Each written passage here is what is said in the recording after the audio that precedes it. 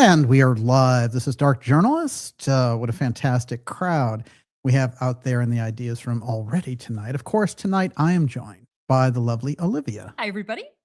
And Olivia, sound of thunder, sound of gold, sound of the devil breaking parole.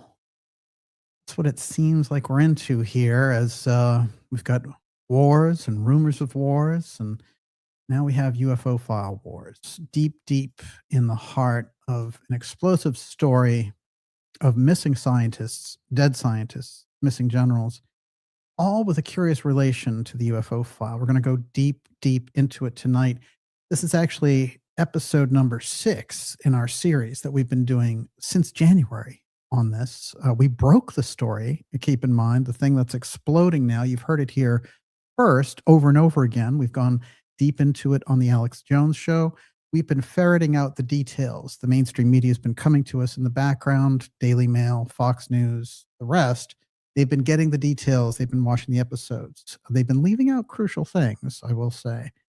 But I think what's happening here is all of this research into what was going on with that pattern that kicked off with the death of Lorero in December is really coming home to roost now, because it's out there in the open. So, you know, the 800-pound gorilla is out there, and it's the Exprotect group dealing with the exotic technology specifically. We're going to go deep into it tonight and show you the full metal jacket of what is happening in the background, and also try to put those dots together and connect up what's happening in terms of these individuals and what projects they're related to. We're also going to be taking your questions in the second half of tonight's program. We'll do a full overview on this. We'll go a couple hours with you here tonight. And before I go any further, Miss Olivia, what's going on over there? Roger Z says, yes, DJ broke the story so boldly that the FBI entered the investigation. That was interesting, yes. This is an interesting one because I'll tell you what happened, which was... What attracted my attention immediately was Lorero's death. It had too many false starts in it, including the Brown shooter and all the tragedy around the students that were killed by this shooter down there, and that he just comes up here to Brookline, which, as I said, is about, what would you say, about 15 minutes from here. And it's a very buttoned up community, you know, kind of wealthy community, and the idea of somebody just getting in there and blowing away this professor and getting out without anyone noticing, on his porch, no less, you know, in the foyer of his condo, no way. So that got me thinking very interesting about what was happening here. And then when I went into Lorero's career, I saw, of course, that he was the head of the MIT Plasma Lab. But more interesting to me was a strange... kind of funerary tribute notice that was left on MIT, and it said, I worked very closely with Professor Lorero in that he was working in an innovative fashion on neutron star merges. This is such an advanced line of technological inquiry, and I know it fumbles directly over into that Apotheum UFO file technology work that we talk about on this program so much. So that's what tripped me into the fact that this was going on. And it reminded me, when I was looking through, you know, my past research, there was a whole thing about the space scientists connected with SDI, and we had done some shows on it. And when I started to see those patterns that were so similar happening with this, I started to realize the same thing was going on. When they disappeared McCasland right after Trump's announcement that he was coming out with a kind of disclosure, that was the huge tip-off. We were off to the races. Unfortunately, it's a very difficult subject matter, because it is, you know, people's lives, and they are in these high-end positions, but they're human beings like all the rest of us, and they have families, and it's a tragedy all around. What we're going to try to do is not to sensationalize any of the research that we've done, that, you know, everyone from the president's spokesperson to the major media has picked up, but and the president himself now on board with taking questions on this. What we're going to try to do, again, is bring some kind of clarity what's going on and open up the group that's operating in the background. That is the Exprotect group operating around the super sensitive UFO file. And none of that breaks the surface when you see report after report. You'll hear about this thing, you'll hear about that thing. They'll wheel out Burchett or some other congressperson to be like, it's crazier than you could think, you know. Well, that doesn't really help very much.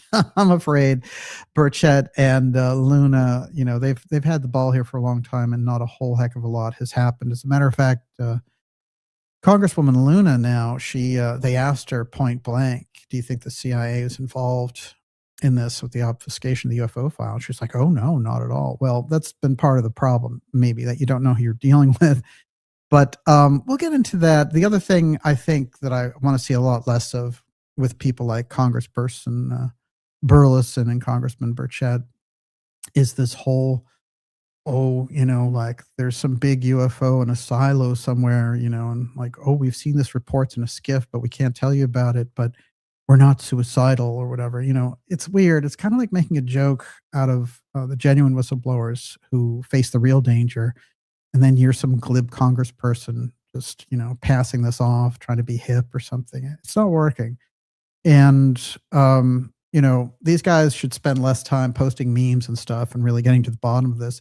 They've had UFO hearings. They didn't go anywhere. You know, they invited George Knapp to talk about 1996 and Bob Lazar, you know, talk about the flat ones. And I saw Lazar try to jump in and sort of ride all of the interest around the missing scientists. It was actually, what was it, Fortune magazine? And I'll dig that out for us tonight, but it is quite ridiculous because he was there and he was talking about this whole thing where, I have it here. It's the blue one right there. Oh, yeah. So by the way, Fortune magazine, because of the staff there, you can get a lot of interesting things because they're tracking finances. You can get a lot of facts in the background, like all the facts around the money behind the podcast and the influence wielders on that. Very interesting. Safety concerns of UFO maven Bob Lazar, plus Element 115 discussion. This guy will do anything to promote his lame documentary. And of course, he's, again, you know, they're trying to celebrate him in the UFO field, put all this money behind him. He's a felon.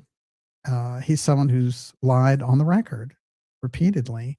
And, you know, he ran prostitution ring in 1990s in Nevada.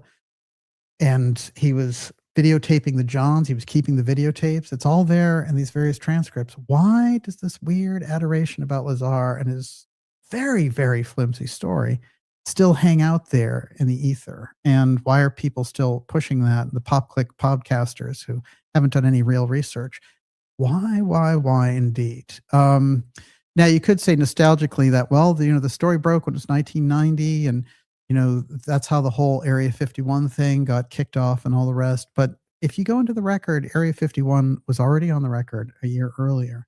So it's not that, whatever it happens to be. But I think we need to really get past this stage in the UFO field. But you're going to see these types of guys just kind of rushing in. And then, you know, next thing you'll know, when they do the congressional hearings, they'll probably have Lazar or somebody lame like that instead of getting to the bottom of things. This is the nature of the problem. That's what we're going to go into tonight in this special X series. Are you ready, numerologists out there? 222. Missing UFO scientists. Exotic technology revealed. And the general is still missing. And the General William Neal McCasland, in my opinion, is the linchpin for the entire pattern. And we're going to get into why that's true. And you're going to see, based on a lot of the research that we've put out there, that the mainstream is now picking up on characters like Mark McCandish and Amy Escridge. That's important because it presages this wave, and the types of things that are referred to go right to the heart of that UFO file. That's where the attention needs to be if we're going to get any answers on this. And yes, Roswell and the memory metal. This is at the heart of, for example, the disappearance of Monica Raza. It's at the heart of the disappearance of General McCasland as well. We're going to get into all of it tonight in this incredible, over-the-top, power-packed episode for you tonight, and there's a heck of a lot going on. But before I go any further, Miss Olivia, what's the temperature? People are very excited tonight. Mike Fack, one, says excited for the show. This should be a doozy. And Tack Track says, love you, dark journalists. Keep up the great work. Well, I appreciate it. It's this incredible exchange, of course, that we do with the Ideas Room. And, you know, there's so much of a symbiosis and energetic chemistry there, that so many ideas, when we're going into these things, then you guys really bring it up to another level.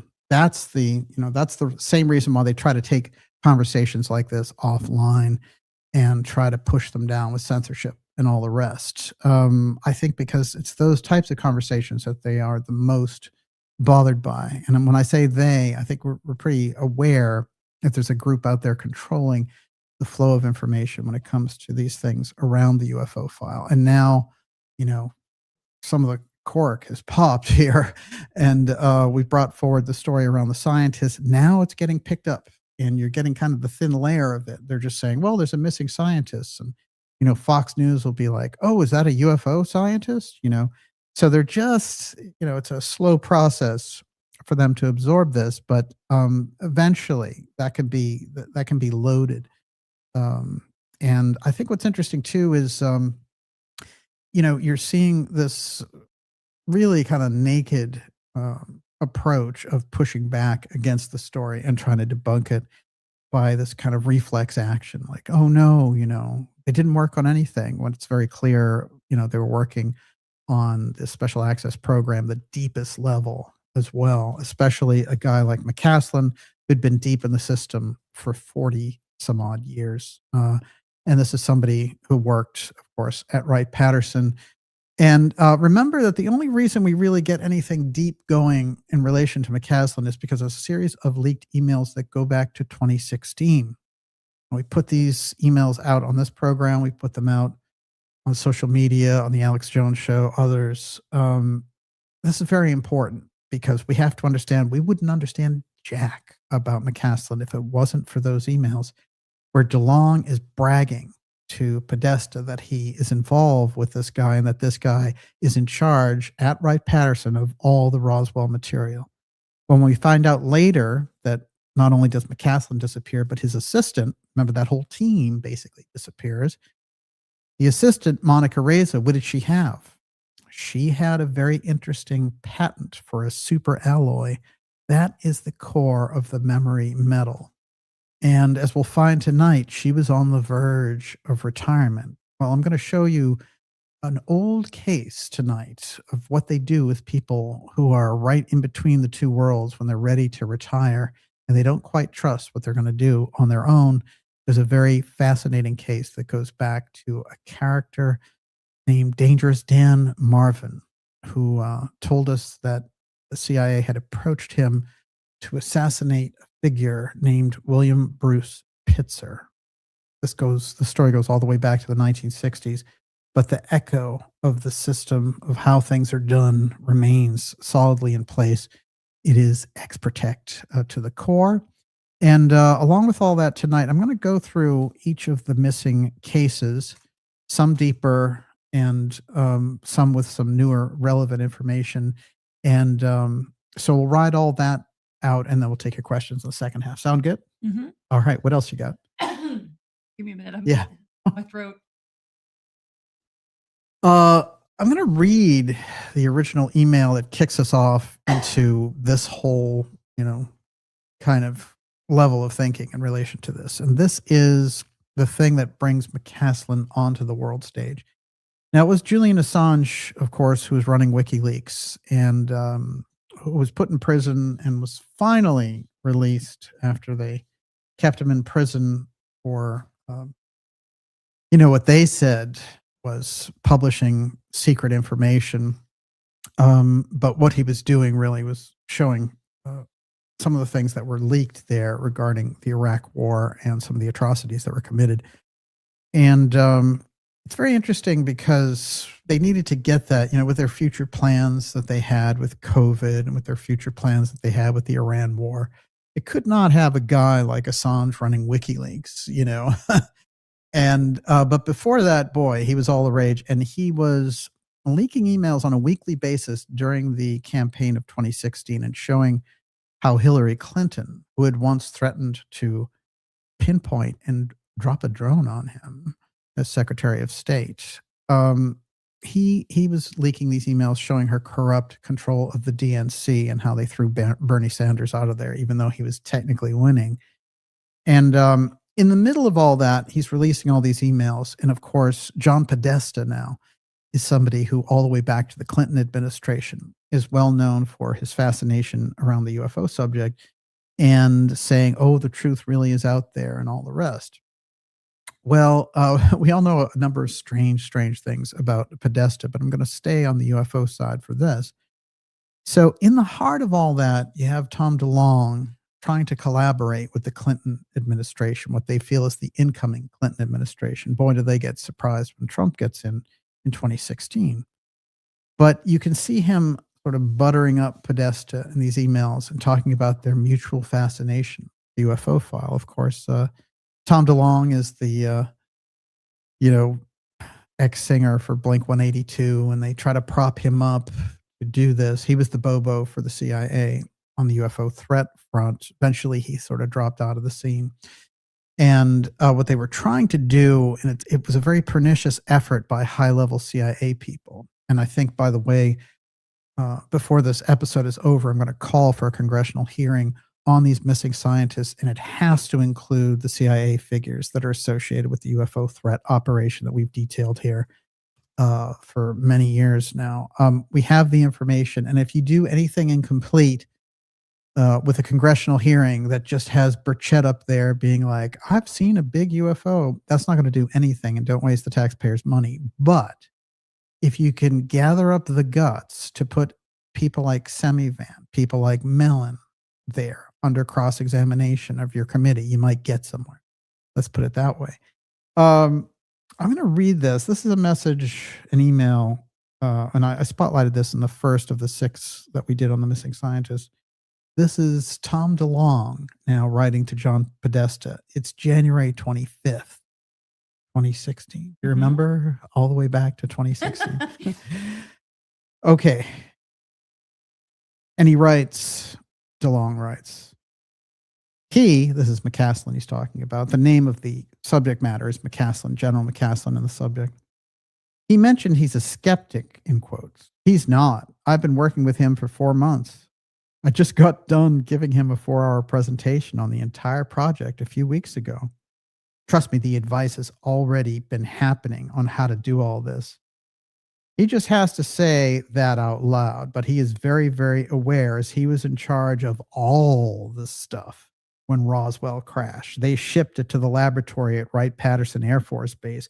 General McCasland was in charge of that exact laboratory up until a couple of years ago. 2014, McCasland has moved into another position after running the Roswell lab for a decade. He not only knows what I'm trying to achieve, he helped assemble my advisory team. He's a very important man. So right away, we're off to the races. And of course, that email is on the record, part of the drop from WikiLeaks all the way back in 2016, just sitting and waiting and hanging out there. And there was some conjecture about McCasland when that came out, and immediately his involvement with that went into a background position, whereas originally they were going to help put him up front in relation to this. The fact that Assange got his hands on this and put it out, we got on a totally different trajectory. And then when Trump got into office, they still tried the push of Elizondo and Mellon and that whole thing. Even though Mellon in 2016 was saying, there are no UFOs. What are you talking about? I'm the mayor of Area 51. I should know. Well, he changed his mind dramatically a year later. Isn't that interesting? We're going to get into why. And then we're also going to remember why James Clapper was promoting the likes of Lou Elizondo in the middle of all this. Everyone, you're watching the Dark Journalist Show. This is X-Series 222, going deep here into the missing UFO scientists, exotic technology, revealed. We're going to put a lot of things on the record tonight, and that's all going to be in service of the idea of getting this into a congressional hearing where they not only show and they not only investigate in a cursory way how these scientists were associated with each other, but they get the people that have been launching the UFO threat for the past 5 to 10 years on, right there, and grill them, subpoena them, put them there, and give them the tough questions. I can give them the questions to ask because we've been asking them on this show for the past decade. But this is a crucial time because, as we all know, the UFO file is sitting there right up front, and they're preparing some kind of soft disclosure. And it's so deceptive that you've had people like the Vice President of the United States sitting there and being like, aliens are demons, So you can see where they're going with this. They want to sell the threat to all different stripes of people, and their main point of resistance, you could say, there is that traditional Christians are not very interested in that concept. So you have to get them on board if you're going to do this. How do you get a UFO defense office and all the trillions of dollars? Well, you have to understand, and this is part of the flimsiness, I would say, the superficial layer that's on top, and why we don't understand what these scientists were doing. We don't understand how the deep state, the military-industrial complex, and the Exprotect group, how this all interfaces. You have to understand how those different departments work. You see these people kind of researching for an hour on Reddit and then spewing all this stuff on Twitter and being like, well, there's no sense in looking into what happened to so-and-so. That was a regular suicide or something like that. You have to understand what the deep state is. You have to understand where this type of information comes from, the people who spent their lives studying it. And then the type of things that we've put on the record, and how, even with this whole story, we put this on the record back in January, and here it is coming out in April. You have to know where the sources are and who you're dealing with.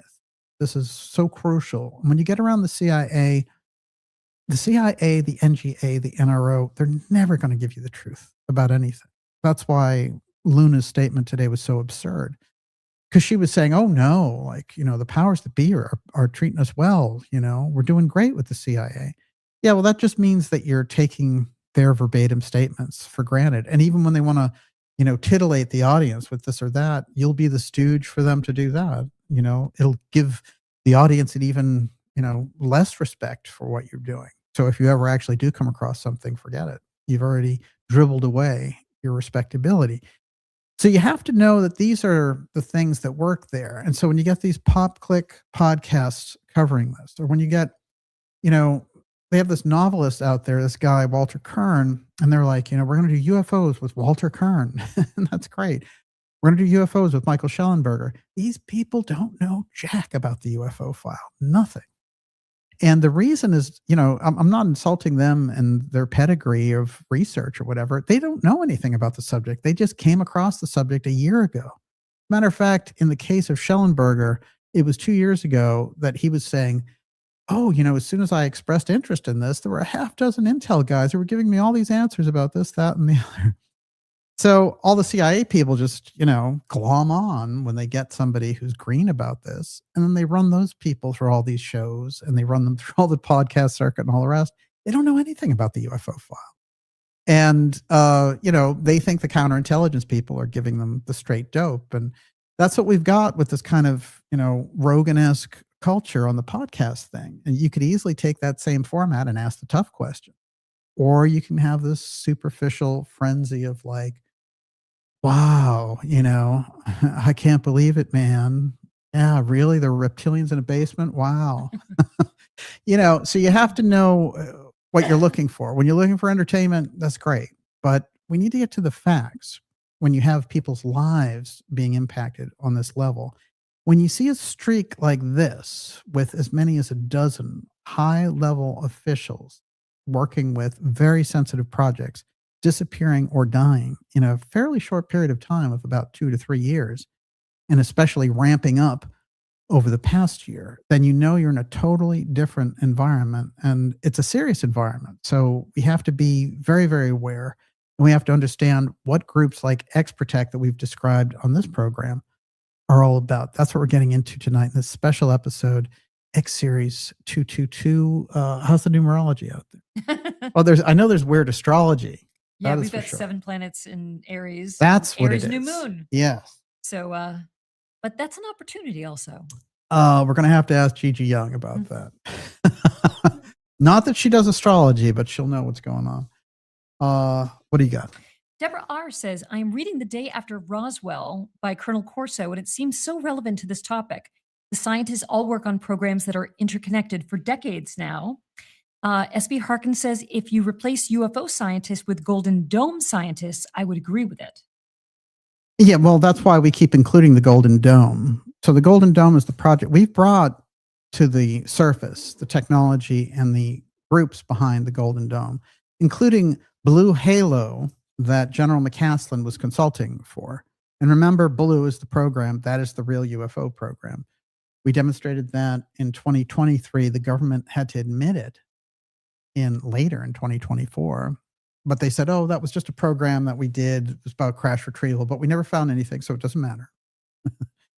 I'm going to show you that the Blue program goes all the way back to the 1950s. And there's a core to what they're doing with the idea of Blue. What I think we need to do here is go from McCasland down to the other levels of the missing scientists and then describe the team and what they were working on. I don't want to come into McCasland again through this WikiLeaks, Tom DeLonge, TTSA, CIA entry point, shall we say. So let's look at the chief operating people of this group that was trying to get McCasland to be their front man. All right, first of all, the chief operating officer, the man who launched the To the Stars Academy with DeLonge and Mellon and Elizondo. Remember, this is all the UFO threat group. However they splinter out now, or whoever defunct TTSA is. These are the people who launched the threat in the public. Semivan, 25-year veteran at the directorate level of the CIA. That's the highest level of operation. He's somebody who was the deepest player. And guess what? This guy also claims, I'm an abductee. I'm a CIA abductee. Those aliens abducted me. Well, look, alien abduction is a real phenomena. And I've talked to many people over the years who've had those types of experiences. I knew John Mack, who was the main expert on the whole thing before he passed away, and others. And I will tell you this, the mocking of that experience by the CIA is that they have a number of them. You know, John Ramirez is another one. And these guys are just like, oh yeah, you know, not only do I understand the UFO file and I'm going to give the truth to the public because, you know, the CIA loves to give the truth to the public. But also they're abductees. So they can tell them all about that experience too. Gee, isn't that great? 2 for 1. This is an interesting corporate ledger of these people. I'm going to tell you what you're looking at with Hal Puthoff, DeLonge, and our friend Semivan, Elizondo, and Mellon. With Mellon, you've got the bank. With Elizondo, you've got the counterintelligence and being able to find the Bobos, etc. With DeLonge, you had the Bobo. He was the main Bobo. With Puthoff, you had the long-term CIA, you know, science lapdog. And they also had Steve Justice in there from Lockheed, and he was somebody, you know, just deep in the technology side. But that group gets us to launching the UFO threat idea. So the idea of there are no UFOs goes out the window.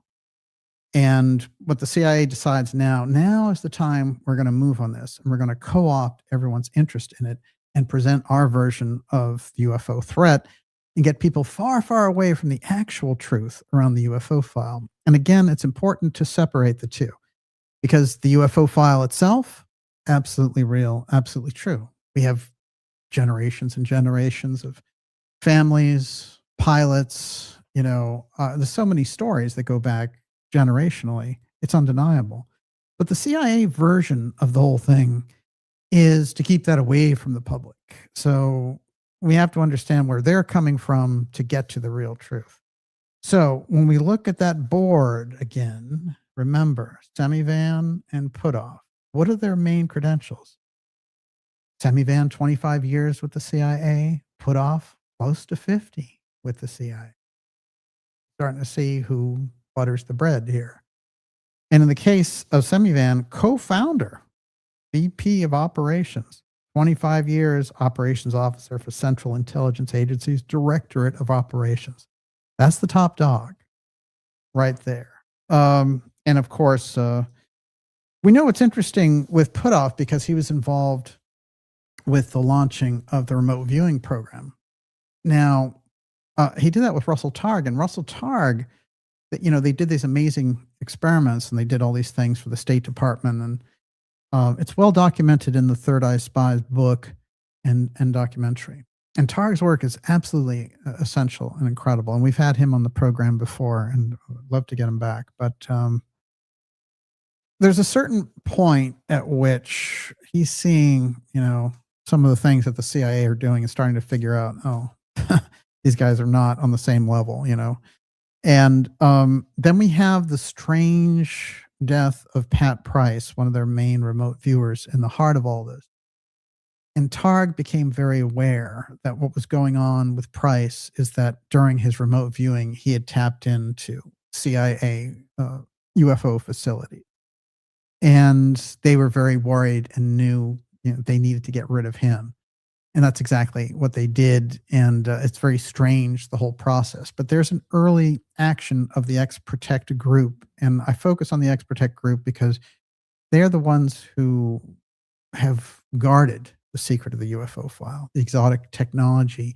Therein, the apotheum effect, which is a basic reality distortion physics that whenever this stuff is used or whenever these things show up, all of the normal physics that we understand go completely out the window. And the best researchers in the UFO file have focused on that time aspect, the missing time aspect and the missing time quality.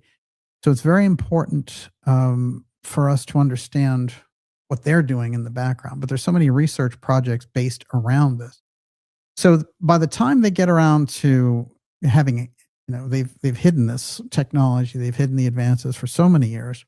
What do you do when you get it up to a point where you could sell some of it back and you need to demonstrate that advantage on a public level?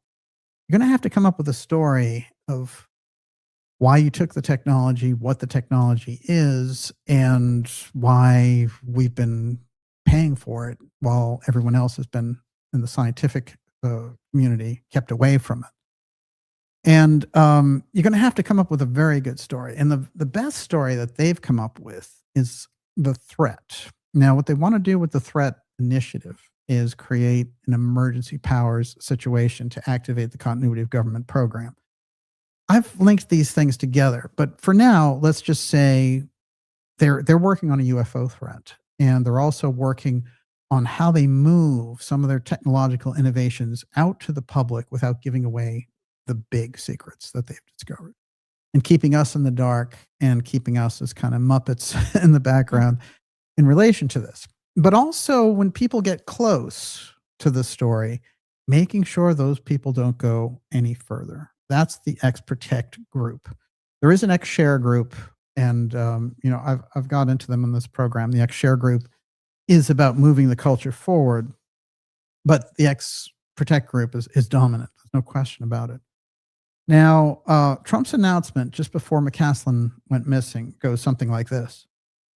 And Trump made an announcement today, by the way, which I should mention, when he was at Turning Point, and he said, "Oh, have you heard? I'm releasing all these UFO files. We found a lot of things in there, a lot of things." And it's funny because when Trump is working on that stuff, and out of the, you know, morass of the Iran war and all the nonsense with Hegseth and all that, he's doing a much more important job as president. But unfortunately, you know, this, if they keep on with the Iran thing, they're already at $60 billion.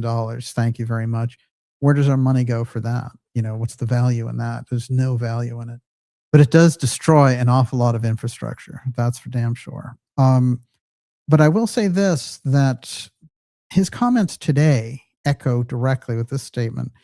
Based on the tremendous interest shown, I'll be directing the Secretary of War and other relevant departments and agencies to begin the process of identifying and releasing government files related to alien and extraterrestrial life, unidentified aerial phenomena, and unidentified flying objects, and any and all other information connected to these highly complex but extremely interesting and important matters.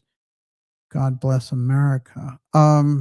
By the way, the Secretary of War, the Department of War, that's all superficial nonsense, actually. The name, it's still the Department of Defense. It's still the Secretary of Defense. You have to have a whole legislative process to change that. So these are just cursory things to do as buzz terms. You know, they're not real, and they're exactly the opposite of the kind of image that the administration should seek to portray. And I think that one of the things that's going on the world stage is they're taking hints that this is a very warlike group that's in the White House right now, and they don't want to deal with them. So you know, it's Department of Defense, Department of Secretary of Defense. Let's get real. And if you want to go through the congressional process to change it, you see how many votes you get on that one. But I will say that Trump is leading here on coming forward with the UFO file, because other presidents have not come to this point where they said, well, we're going to release this information regarding UFOs. You know, there were no movements like that in any of the administrations. There's a big move in the background all the way back to the Kennedy administration. And this is crucial because they realized, and of course, in my research, it's the very reason why President Kennedy was assassinated. But they realize that this is a crucial issue for the world's government to take on together. And that's what Kennedy was trying to do. And he had reached out, as we've demonstrated, through different intermediaries to our Russian counterparts to say, let's do this. I'm going to share these high-level cases with the Russians. Well, the CIA didn't like that because it represented the highest form of their own achievement.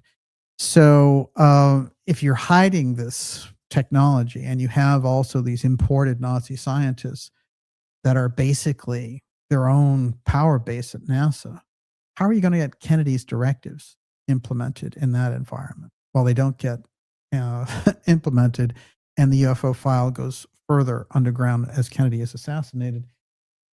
It's a very interesting, you know, we did a whole thing on Blue Gemini and how that's the kind of launch of the secret space program.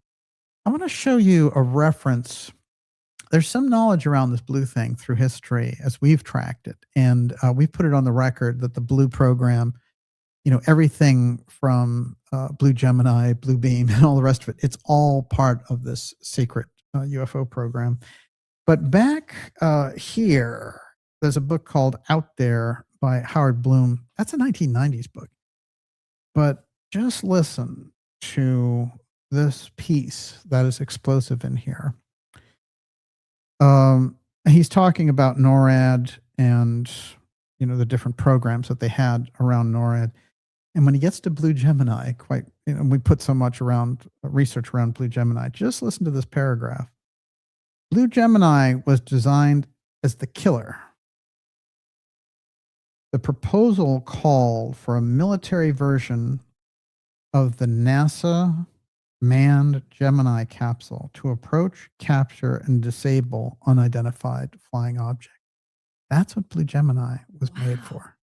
Yeah, it's crucial. And, you know, there's a number of things where we can see, oh, the X-15 was for chasing UFOs. Someone started off by saying they were reading Corso's book.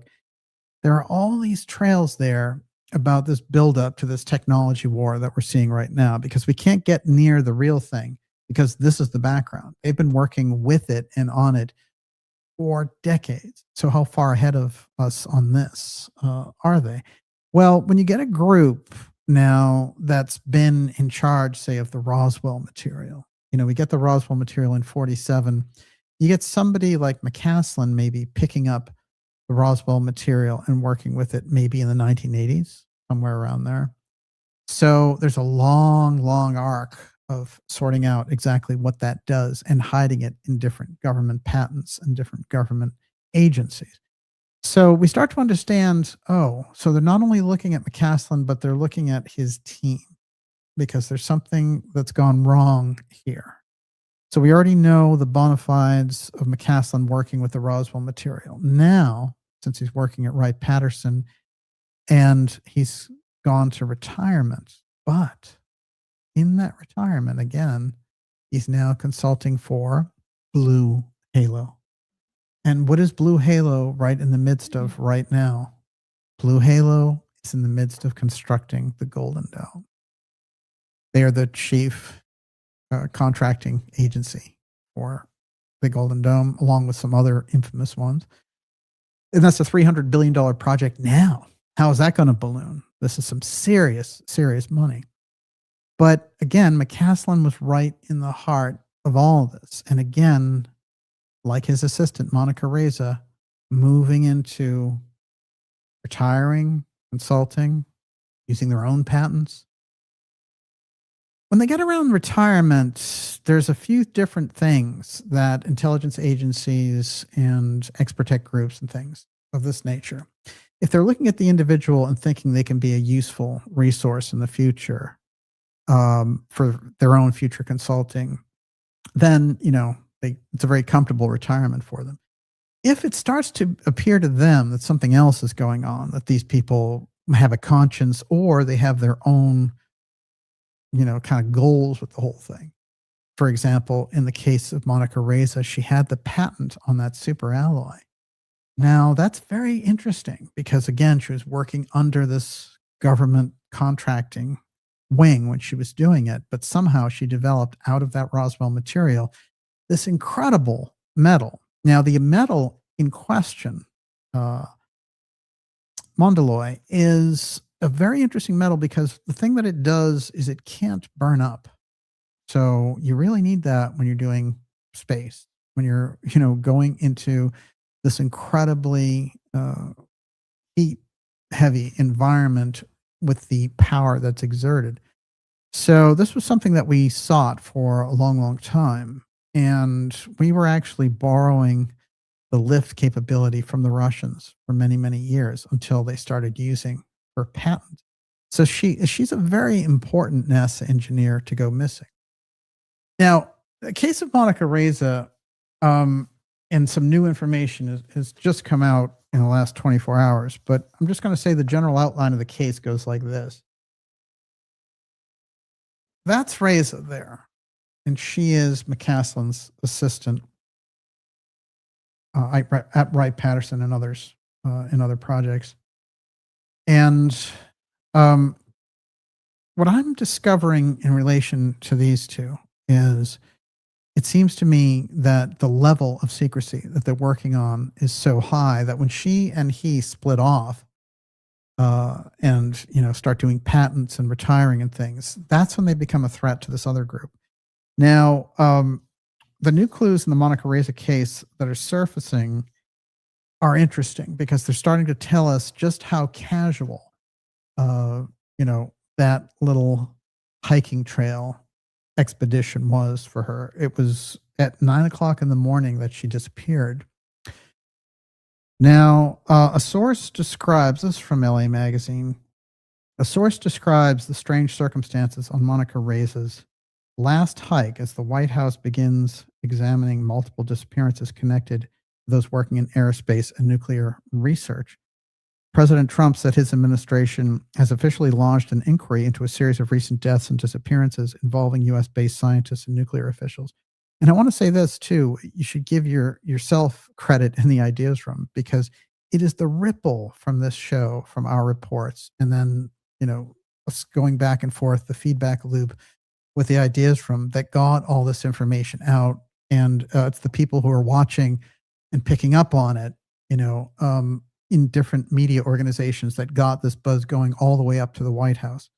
So remember how things work and how sometimes it's a lone outpost that can create the earthquake. Trump described the matter as serious and under active review as Congress calls for more UAP transparency. Well, Congress doesn't know what transparency looks like, and they trust the CIA, so they're never going to get anywhere unless they have like a real wild card, which is not very likely. Okay, Monica Raza, the general story is that she did this traditional hike there in the Angelist forest, and it's a regular hike that she did over and over again with the same team, and not particularly treacherous or anything like that. So, you know, she's with 3 people, and the guy who's in front of her, looking back, she waves and she smiles. They're going up the hill. He turns, he looks back, he waves, she smiles, she's coming along. He looks back, she's gone. So whatever happened to her happened quick. And the only thing that was left of her was eventually they found some kind of hat that she had. And that's where the scent ended. There's nothing. There's no trace. It's not like some, wildcat or bear or something came out of those woods and got her, because, they would have known that in a heartbeat. And it was a pretty intensive search, I will say. According to the LA County Sheriff's Department, LISZT was last seen around 9 a.m. near Mount Waterman area in California's Angeles National Forest. It's pretty dense. After going missing June 22nd, 2025. Now think about it. The general disappears February 27th, 2026. So you get this kind of like 6-7 month loop. And in the middle of that, you have other people who disappear. For example, a month previous, someone else associated with McCasland who had a security clearance but was doing admin work and could have literally been porting information between these two. She could have been the key figure. She goes missing. So we're going to get into that story as well. But I want to continue on here with what happened. She was classified as an at-risk missing person, prompting an extensive multi-agency search. Raza appeared to vanish without a trace. That's hard in this day and age. They just revealed the heartbeat murmur technology that the CIA used to grab that colonel out of the Iranian mountain, because they could detect his heartbeat. Well, can they use that murmur to find McCasland, for example, in the Albuquerque mountains, or can they use that to find Raza? It's interesting. It opens up a lot of questions. So records show that Raza co-patented a burn-resistant, note that, high-strength metal alloy, confirming her background in advanced aerospace research. She's also worked at Wright-Patterson Air Force Base, and she was reportedly stationed there at the same time as retired Air Force General Neil McCasland. She was, in fact, his assistant. A facility long associated with advanced aerospace programs and reportedly sensitive material connected to the Roswell crash of 1947. Now, what is the name of the room where they keep all of the relevant alien artifacts, Miss Olivia? I don't know. At Wright-Patterson. It is the Blue Room. Oh. No, I'm not kidding. And I put this on the record before. The classic story in ufology is that Senator Barry Goldwater, who was once presidential candidate Goldwater, who once said extremism in the defense of liberty is no vice, right? And he went belly up against LBJ after the Kennedy assassination and lost in the second biggest landslide in history. However, he was known as a man with a lot of real principles and spoke his mind and all the rest. And I've always liked him in conversations. He always struck me as an honest person. But Goldwater, he had a relationship with Curtis LeMay, who's the ultimate hawk in the military establishment, Joint Chiefs of Staff. And, he told Kennedy to nuke Cuba and all the rest of it. This guy was a real hero. And what he did was he was starting to hear too many things, Goldwater, about how we were keeping alien artifacts at Wright-Patterson. And he thought, I'm going to ask my friend what's going on over there, because I know he has a lot to do with Wright-Patterson, if I can get some answers. And he calls him up and he says, what are you keeping over there anyway? Like, I know all about secrecy and stuff. But is there anything to this? Do you have like crashed UFOs there at Wright-Patterson? And his friend of 20 years, and remember, he's talking to a senator and all the rest of it, says, I can't believe that you would ever ask me that. Don't ever ask me that. If you ever say anything about it again, I will never speak to you.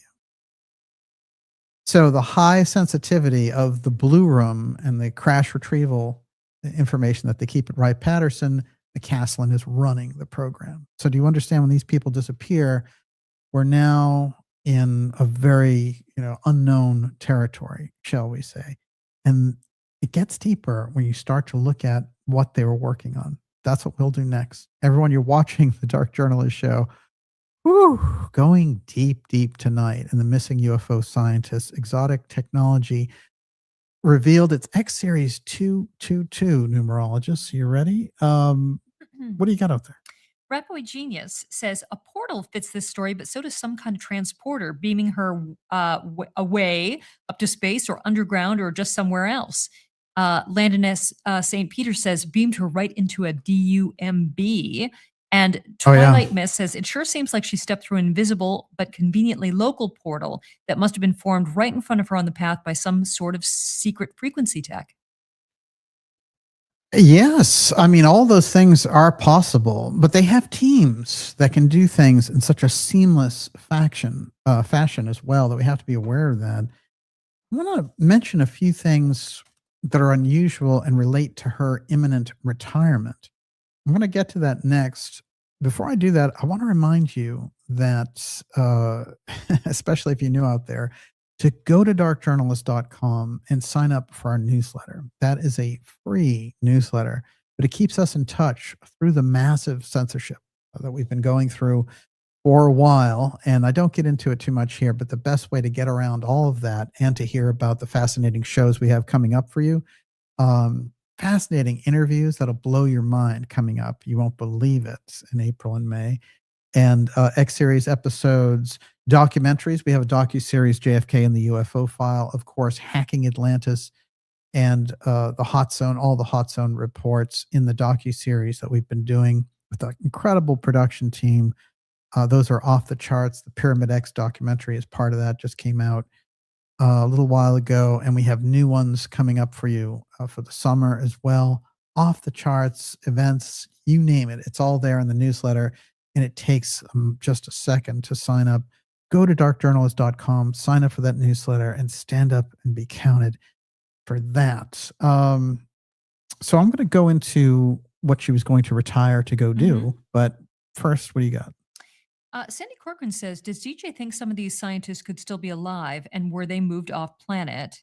Matthew Jones says it's a modern day alternative 3. Yeah. And earlier, many people were discussing the prisoner option. Oh, that is interesting. There's no question that those types of things are part of this environment when you get around the secret space program. And well, particularly the prisoner, because she was going to retire. True. True. Yeah, they don't trust retirement. And that's why I brought forward for tonight the William Bruce Pitzer story, because it shows you something very crucial about when the agencies feel like someone is beyond their control, and all the moves that they do in relation to this. And it's specifically about retirement. Alternative 3 will always be, it's interesting because it was a factual thing that was turned into a fiction thing that later became factual again. And of course, they made a documentary out of it in BBC, which scared everybody who was watching it. They all thought, hey, wait a minute, because it was done in such a regular kind of professional way that you wouldn't know it was a spoof. But this is 1978. But it came out of the story that they were disappearing all of these scientists who were working on a Mars project. And that was all really the foundation of a secret space program idea. Came up right after the Apollo missions ended the man-moon missions, which is a very crucial period. It doesn't make any sense in history at all. There are all the rumors that we got booted off the moon, etc., and warned off the moon. But there's something else going on there, which is the infrastructure that was getting built up. We didn't want to do it publicly because it was sharing, basically, that technology with the public and with other nations. The group that was operating it decided well, if we just run shuttles up there that are unmanned once in a while, we'll just pretend we're saving money. And if you go into it, anyone who studies this in a real way and not in some cursory fashion is going to know that those missions were already paid for. The next 3 were paid for down to the last dollar. So there's no money question. There's no money problem. Something else was active there when that decision was taken in 1972. This is it. You're not going up there anymore. But I think alternative 3 is important because it outlines the idea. And then when it became this fictional thing, if we just take the thread of the real idea before it was sort of novelized in the documentary, the idea that they will take scientists at a certain point and, segment them from society to live in an entirely different environment. Just look at the amount of underground bases that we know we're running in relation to the continuity of government program. Can you imagine what's actually hidden? I've talked to people who've been around those types of facilities and they go down, down, down. And never mind people that I've talked to, just in the literature itself, there's so many different accounts of this entirely unexplored world for us that is a thriving metropolis there. And why not? This thing was built up when Eisenhower was building the highways on top, right? Using the same construction crews, et cetera. Well, how much more advanced is that? If that's like 1955 and you fast forward to 2026, you're talking 70 years later. Yeah. I mean, it's a party underground. Come on. Actually, we'll just call this episode Party Underground. What do you think of that? So yes, right along the lines of what I'm thinking. But I do want to say that I think McCasland is dead. I do.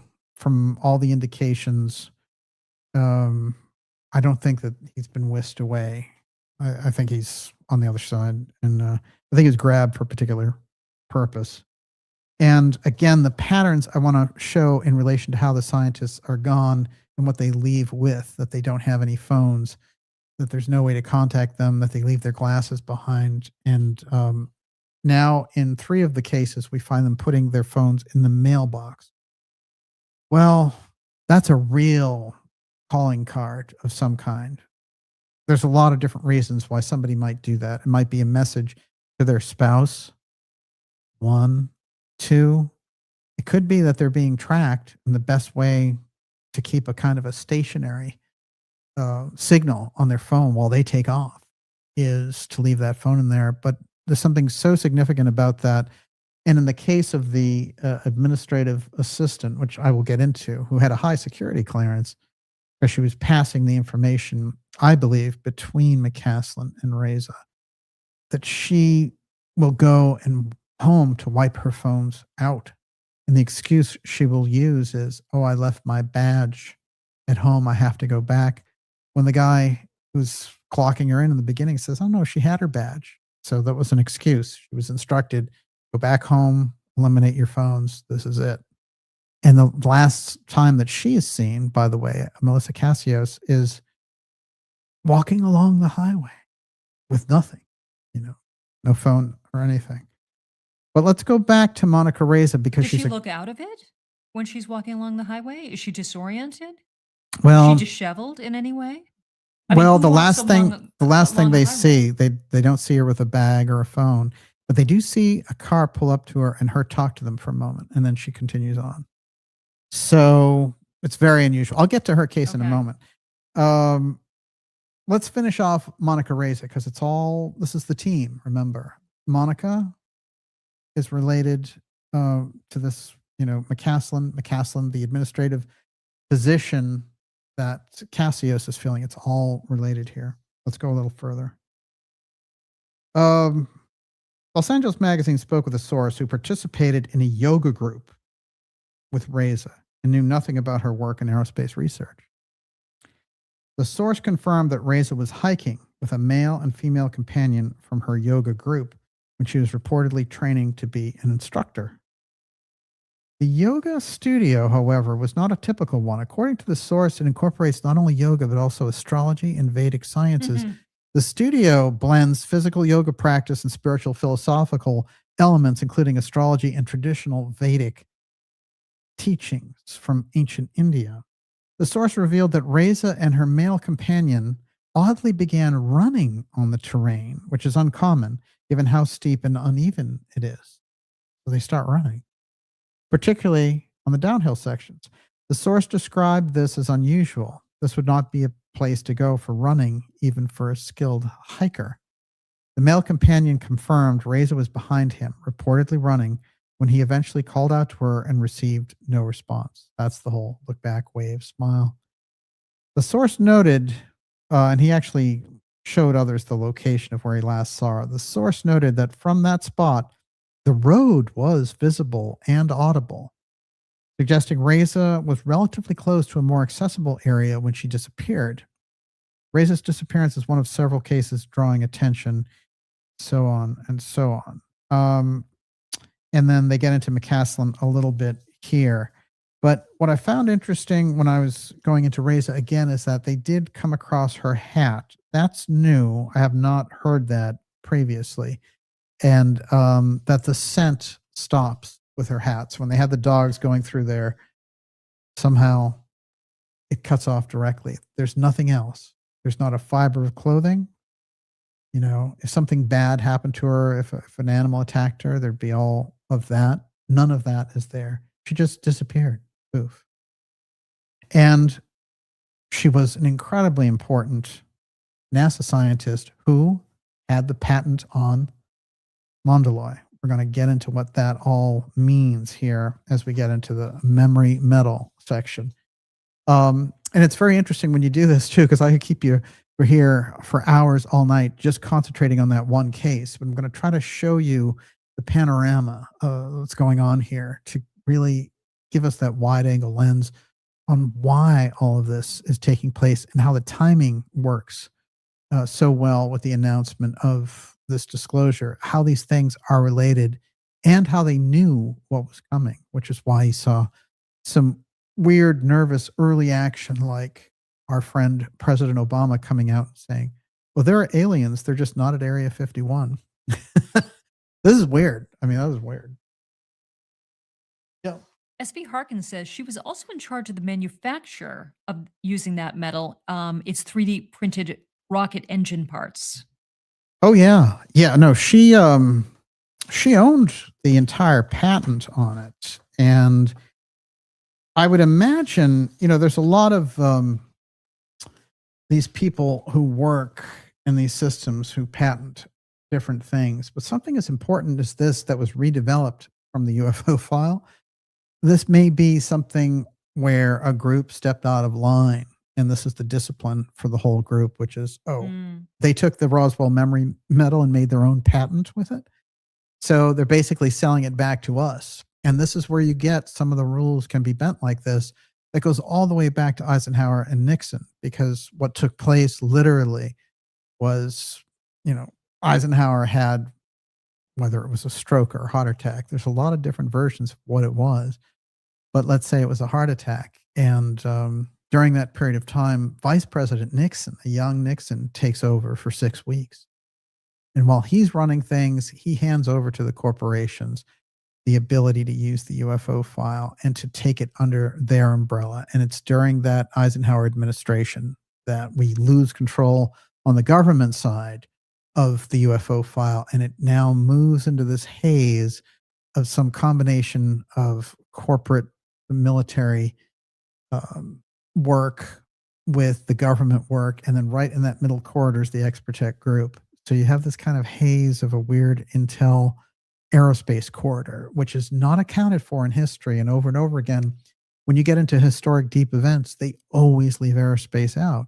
Well, in my research, I focused on aerospace. As a matter of fact, where people talk about the deep state, I would very often say it's deep state aerospace.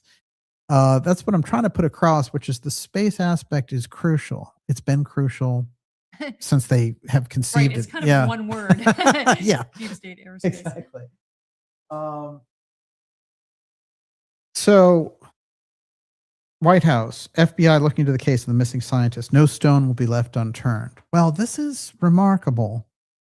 And I don't expect, by the way, the FBI to get the answers on this, but it is remarkable that it's moving up on this level. The demand for it, somebody is becoming aware. Oh, wait, these reports are they're too hard to ignore. Now, they're also going to try to suppress the story or spin it as none of the people being related. But over and over again, based on what I've given to different media companies, they can see, just like I can see, all these people are related through these different projects.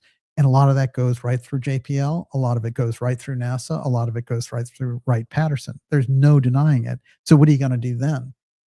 Well, you're always going to have debunkers that, they have these different people on X and stuff who are like, oh, well, everybody in every group has some kind of, suicide thing. And, this is what they said about the Kennedy assassination. If you look into it, if you understand deep state research, when you come across this, the reenacting of the pattern happens over and over again. So when people were dying as a result of being witnesses long after the fact of the Kennedy assassination, and they were dying in the most bizarre ways, like being mistaken for a deer or, a karate chop, just the strangest, most bizarre ways. And there's that famous story that when they put it to an actuary at a certain point, the odds of those people being dead in the period of some 15 years was 100,000 trillion to 1. So it was an organized program to eliminate witnesses around this because they understood that if they were ever exposed for assassinating their own president, then their power base was going to go down hard. And in fact, when some of those committees came up, you can see the nervous panic. And it's very interesting because there's a pattern there when you get from the Warren Commission in the 1960s, there's a certain wave of deaths that happen there. But when it gets reenacted, the Church Committee, the House Assassination Committee in the 70s, and then the Assassination Record Review Board in the 90s, then there's waves of deaths associated with those as well. They're not done. So you can see how important, how tight, and how the deep state, kind of the core secrets of the deep state reside somehow in the assassination of President Kennedy and the UFO file. It's like it's a very revealing piece. If you separate those layers, then you're on the same level with these people, and they can't have anything even approaching that. Now, you might look at that and say, well, wait a minute, you have all these finance levels, you have oil, you have technology, they're all interrelated. This is the nature of the thing. It's not to belittle any particular power base, but if you cut into, the foundation of how the government was overthrown in 1963, which is long before many of us were even born, then, you can see you've been operating in a lawless system since that period of time. And there are hints over and over again on all levels, political, media, academic, that everyone basically understands, the CIA, they assassinated their own president. Well, it puts things in a very strange place, but then the very interesting question is why? And if you don't go to aerospace around the Kennedy assassination, you're going to miss what the trouble was all about, shall we?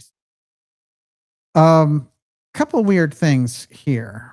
And they did ask Trump about these cases, and he did say, we're going to go into this. I'll have answers in a week or two, but, the FBI's on it. We'll see. We'll see what they do. The intention on it's crucial and important.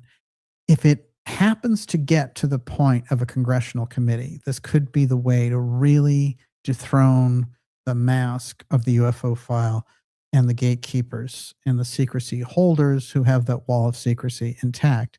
Or it could be an exercise, as I mentioned, of people like Burchett and Burleson going up there and saying, oh yeah, I've heard some wild stuff in that skiff. Let me tell you. This one guy came out of the blue, and he was not been heavily associated with the UFO file before. He's also from Tennessee, like Burchett. He's also Republican. Andy Ogles. And he says, I've seen evidence so classified that just knowing it exists makes you a target. That's Andy Ogles. It's a very unusual tweet. What's interesting, I find, is that there he is, kind of under this tutelage of Luna. And again, I think that they're giving Luna this false information like, oh, hey, you're getting so far with the UAP stuff and the CIA is going to help you. And now these other people in that orbit are talking about, UFO this and UFO that. It is in anticipation of launching a UFO threat by the Central Intelligence Agency. I can't emphasize that enough. This is what they're up to with this. And it's very dangerous. It's extremely dangerous, what they're doing, because when you bring in a threat of that nature and you call it a threat to create this UFO defense apparatus, you will change the entire structure of that government. And it's a highly unconstitutional approach, but you'll do it all under the aegis of the Central Intelligence Agency, working back and forth with the Pentagon to create a UFO defense office. Now, I actually believe that they already have it. And you might think, well, we would all know about it, but I've used the example of different government agencies before that have been created and we didn't know about them for 30 years. So my question is,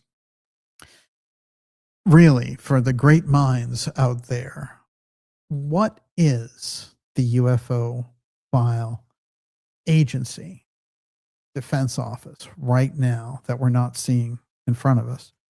And for my money, when we see those drone swarms and the things that are going on with these swarms, and they're like, we don't know where these drones are coming from, that is getting very close to this hidden agency.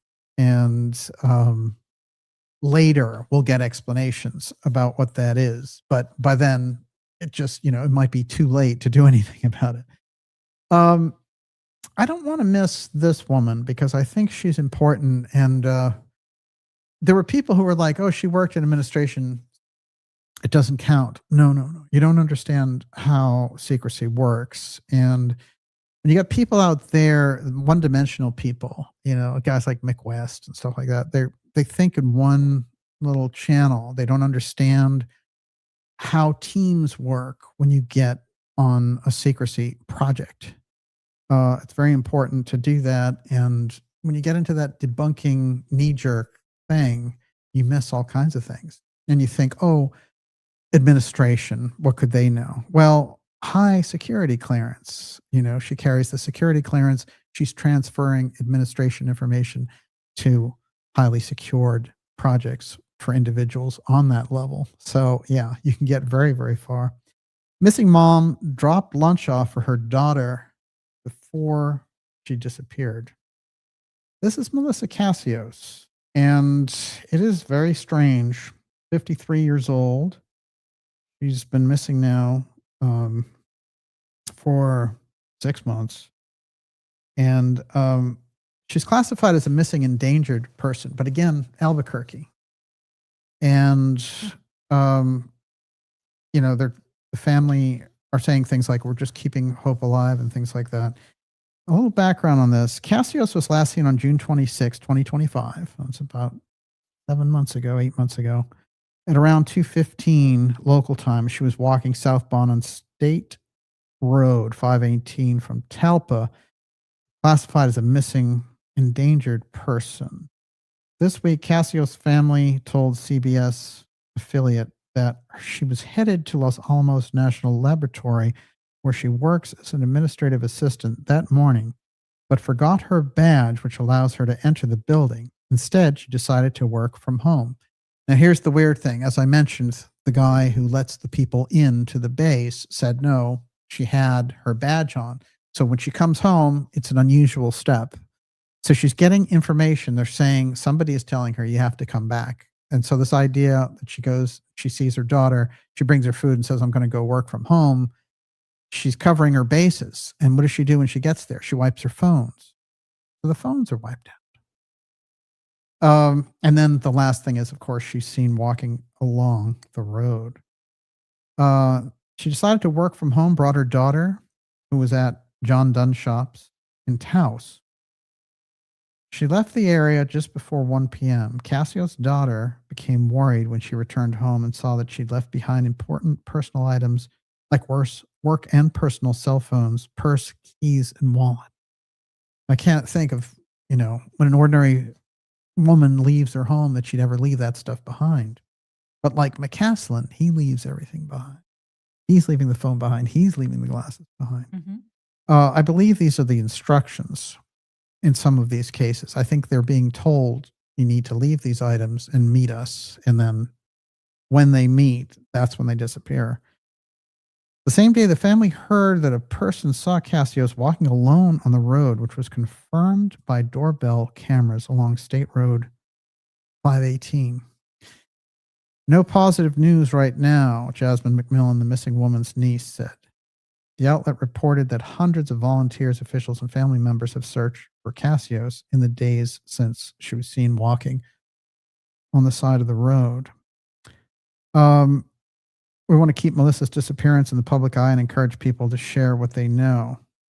The focus needs to be on finding Melissa, right? She's last seen wearing a white and turquoise shirt, blue jeans, 5'4", brown hair, and brown eyes. And off she went into the sunset, again, working directly as part of this team on this project, passing information, I believe, between Monica Raza and General McCasland. That's why her disappearance, again, echoes so hard. Yeah. I'm reminded of Enemy of the State. Yes. How there can be bugs on everything that you own. Oh, Silver yes, purse, yes. Your glasses, things that you would have on your person all the time. Yeah. And that would be the only reason to leave things like that behind. Absolutely. And that was in the 90s. When that movie, was it like 97 when that movie came out? Oh, it's a fantastic movie. It's 1997, correct? And it's also Tony Scott, who knew a great deal. And Tony Scott died under very strange circumstances, oddly enough. And of course, the brother of Ridley Scott, just two great directors there.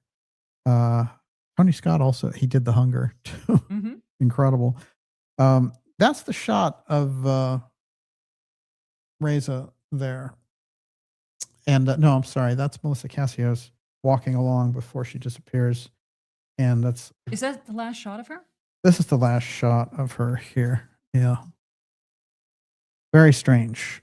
And again, I believe as a result of her duties, she became aware of what they were doing in relation to this and would know, oh, wait a minute, my boss McCasland is gone and his assistant is gone. And then finally, they can't have her left with the information in the middle. She's gone as well. Can I throw something in? Yes, here? please. John Gauss says all our RFID devices are tracked real time to the centimeter from space. Yeah, today. yeah. No question about it. Well, that murmur technology they were talking about, as I mentioned, when they found the Iranian, the American colonel in the Iranian mountains with, of course, they could do that easily for her, for McCasland, for others. And apparently that thing can just track your heartbeat on the ground. So, wow. I mean, they've got the technology, right? Whoa. Now, I want to point out one last thing in relation to all this, that this is a unique activity because you have to take out an entire team. Now, right now, we don't know, for example, the relationship between McCasland and Grillmar, who was the Caltech scientist who died in the same period of time when McCasland was grabbed. But we do know that the facilities at Caltech and other places afforded them the same space and the same laboratories and things like that. And I believe we're going to discover that Grillmar is also involved in this. So now I'm going to go back to the Lorero case and bring it up to Grillmar and see if we can see what this whole team was working on. Everyone, you're watching the Dark Journalist Show. It's X Series 222.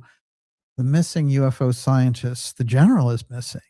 Exotic technology revealed, and the Exprotect group lurking in the background, now getting national attention. The president is talking about the story that we're breaking here and have been breaking since last January. I want to say this too, that the congressional hearing is where this should go, because it should go into why the scientists were grabbed. And you have to include the UFO threat aspect and the players therein. So I cannot emphasize that enough to the people in Congress who are giving lip service to being interested in this, including, Burleson and Moskowitz and Luna and Burchett. The UFO threat team needs to be questioned, especially as most of those UFO threat people were directly associated with the TTSA, and the TTSA was the one who was trying to bring McCasland in.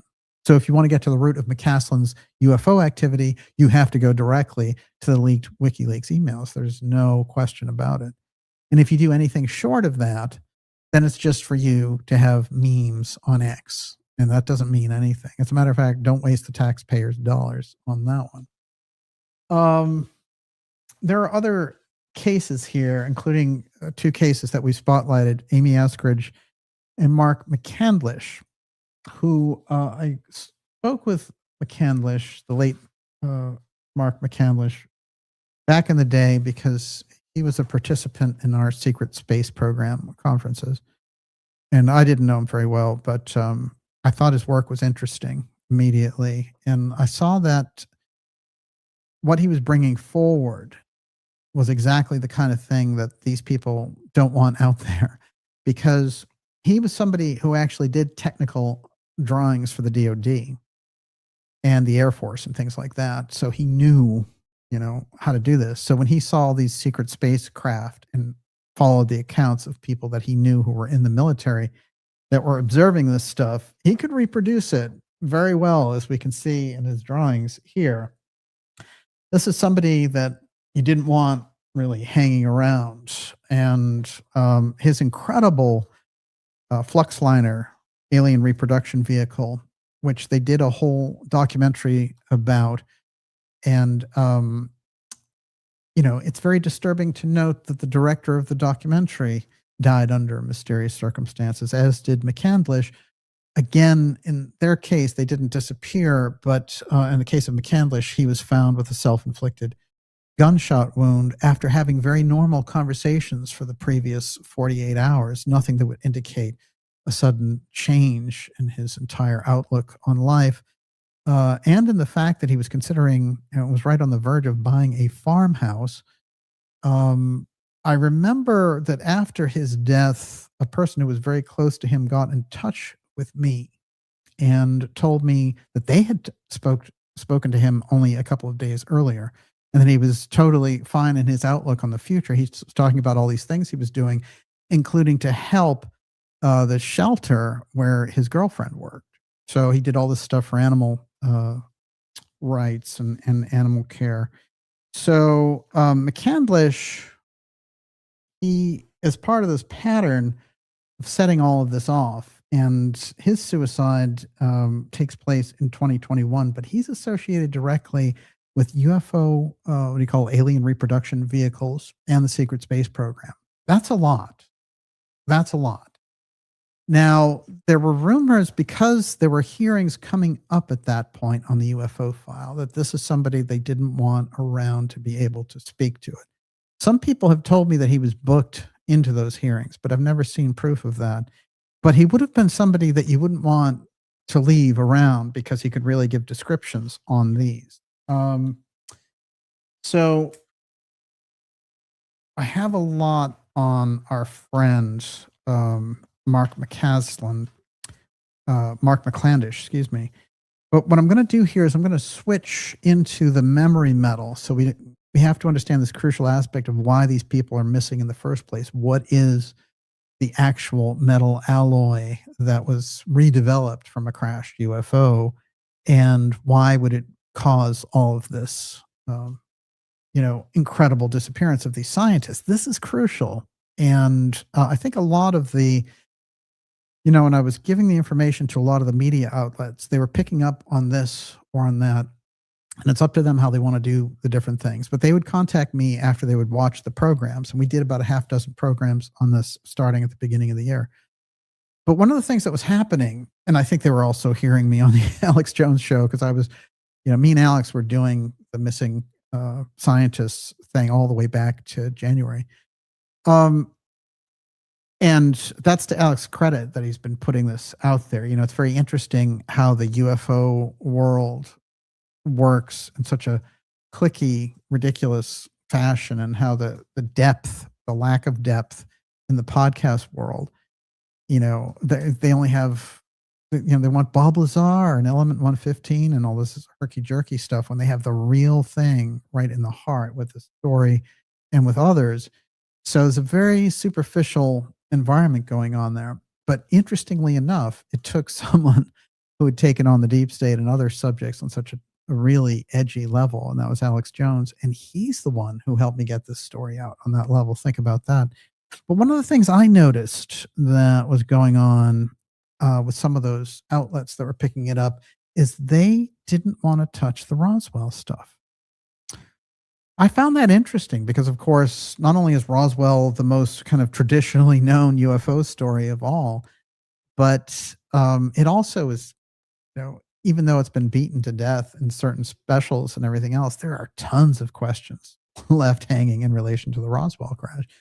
And so a lot of them were taking this information, and I was saying, well, look, you know, the memory metal is the crux of the whole reason why these people are disappearing in the first place. In my opinion, there are other aspects to that UFO redevelopment that was going on at Wright-Patterson, but the metal becoming a patent and Raza missing, being the owner of the patent, and the fact that her partner in the patent had died of cancer a couple of years previously left her as the sole person running this. And they're already now using this and incorporating this in all of these engines with NASA and all the rest. That's how we're getting this edge again. This is a gigantic move. But where that move came from is even more interesting. I'm going to get to that next as we continue here in X Series 222, The Missing UFO Scientists, Exotic Technology Revealed. Miss Olivia, you're up. Rapboy Genius. The most boring yet common reason behind getting rid of people is money. Perhaps these public scientists were getting too close to the tech already in existence in the private corporations. Look to see who gets Raza's patent now. It could be that obvious. Oh, I agree. There's financial incentives. There's secrecy incentives as well.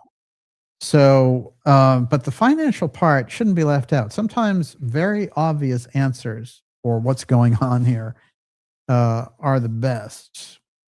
That is the Amy Escridge information, which I'm going to get to. I don't want to do that one yet.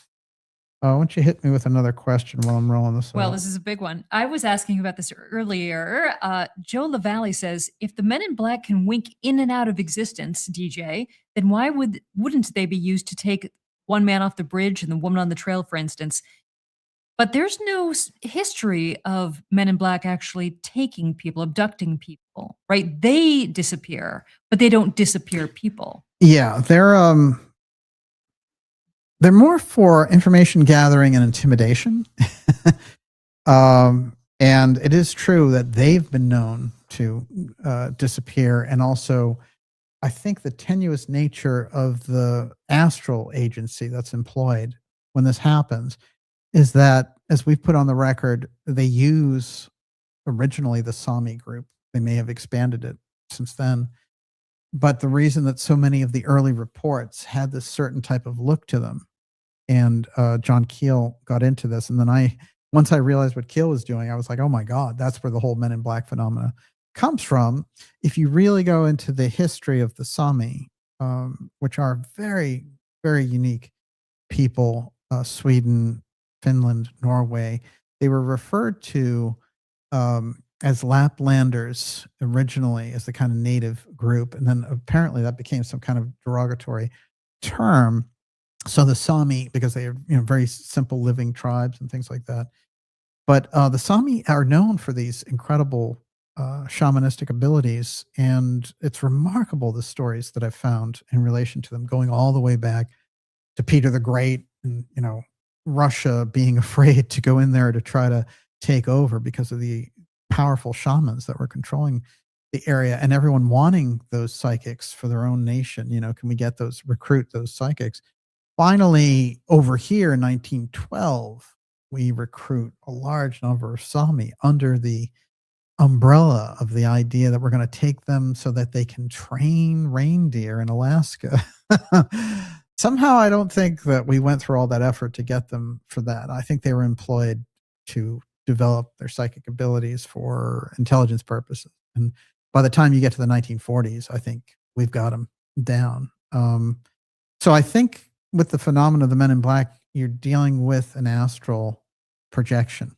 That's why it's so unusual, but it's very compelling. You know, it still seems like a human being, but it's an astral projection. And, but yeah, the idea that somebody could just, blink somebody else out. Well, I'm very convinced that they could take somebody, like McCasland, who's walking along this hiking trail in Albuquerque and have a team disappear him, without using a disappearing technology. But does that exist? I certainly think so.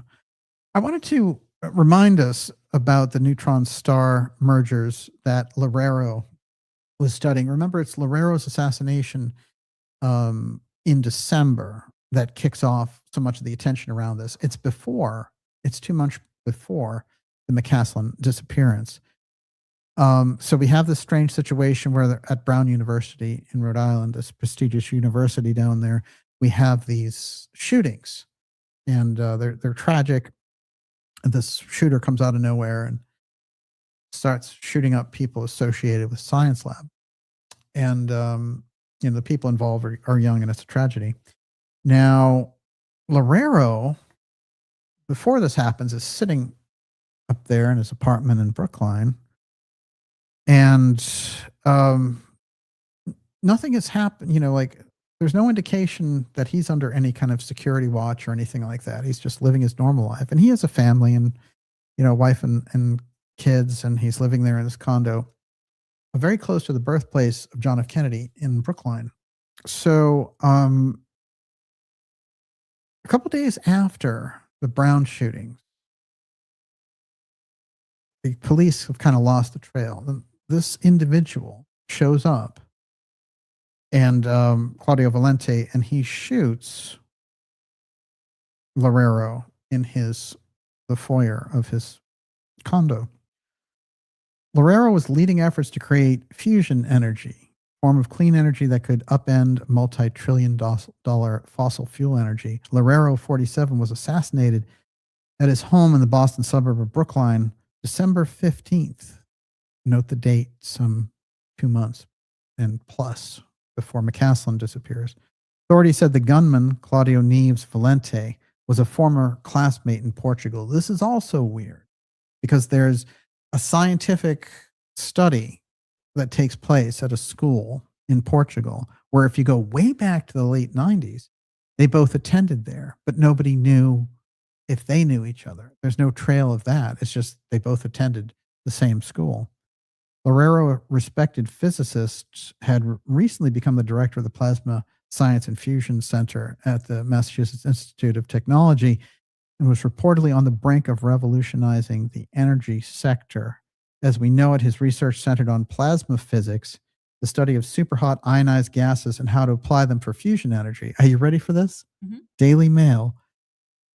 Independent investigator Daniel LISZT has claimed that this obscure science has also been tied to speculation about the advanced propulsion of secret UFO tech, noting that Lorero's background also involved neutron star merger, a theorized source of unlimited energy. They've got it. They've got the story in their grasp. This is the nature of the thing.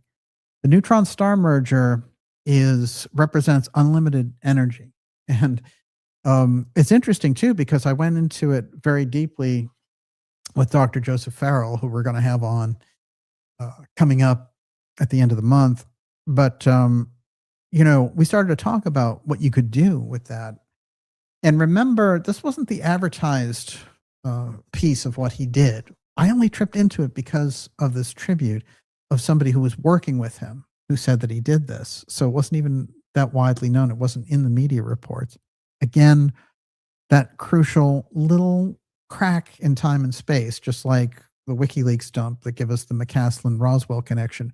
You have to take them and run with them, or you're stuck in the murking around of Burchett and Luna saying, I'm not suicidal. This is the thing. We don't want this showboat Congress people, it's a very kind of, there's a wave of information here that we can get our hands on and get around all of it to get to the truth. And the authorities can deal with the fact that we discover the truth. The congressional side, again, is a lot of showboating. Here's what a neutron star merger is, the official kind of scientific explanation for it. Neutron star merger is the stellar collision. Actually, you know what? I'm going to find the bio thing. I want you to read that. Do you want to read it? The whole thing? Yes, please. A neutron star merger is the stellar collision of neutron stars. When two neutron stars fall into mutual orbit, they gradually spiral inward due to the loss of energy emitted as gravitational radiation. When they finally meet, their merger leads to the formation of either a more massive neutron star, or, if the mass of the remnant exceeds the Tolman-Oppenheimer-Volkoff limit, a black hole. The merger can create a magnetic field that is trillions of times stronger than that of the Earth in a matter of 1 or 2 milliseconds. The immediate event creates a short gamma ray burst, visible over hundreds of millions or even billions of light years. The merger of neutron stars momentarily creates an environment of such extreme neutron flux that the R process can occur. This reaction accounts for the nucleosynthesis of around half of the isotopes in elements heavier than iron. Wow. So here's what I want you to think about in relation to this. If you have a piece of this that is no bigger than a sugar cube, you can redevelop the entire effect in your laboratory of a neutron star merger. Is that enough reason to start bumping off scientists who are, moving directly into your UFO file field? Yes, it is. And the neutron star merger, it's ignored, just like the Roswell metal alloy, magic metal, memory metal, is completely left out of the conversation. It's absurd. This is the crux of what they were working on. It's so advanced, and they stepped on somebody's toes. They crossed the line into somebody else's research, possibly even completely unknowingly. And then you get this whole response. And by the way, Valente, who shot Lorero, he exhibited all the qualities of an MK Ultra assassin, all Sirhan, or John Hinckley, or Mark David Chapman, whatever you want to do, going through that list, the Batman shooter. They exhibit a certain type of instruction, and once the instructions are set in there, they have to do what they have to do. And the instructions that they're given, they might also be given instructions like, you're showing up there to get an important package. Make sure you get an important package. And then when they get there, something triggers them off to do the action. In this case, the assassination.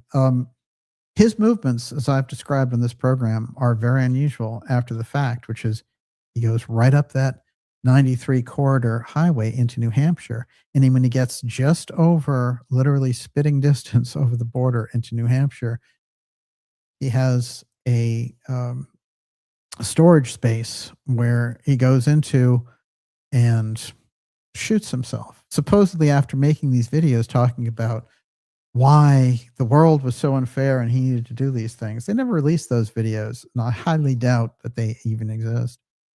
But I do think that his discovery a couple of days later at the storage facility is highly unusual. No question about it. Everyone, you're watching the Dark Journalist show. You have arrived at X-Series episode 222, Missing UFO Scientists and the Exotic Technology Revealed. The General William Neil McCasland, his disappearance on February 27th seems to have set off an entire wave of huge review of the missing scientists because of the programs that we've done detailing all of the scientists who are gone and linking, for example, the murder of Lorero to the disappearance of McCasland, to the disappearance of Raza, and then the media outlets picking it up and going back into cases that we've looked at, like McCasland and Amy Escridge. I'm pleased by that.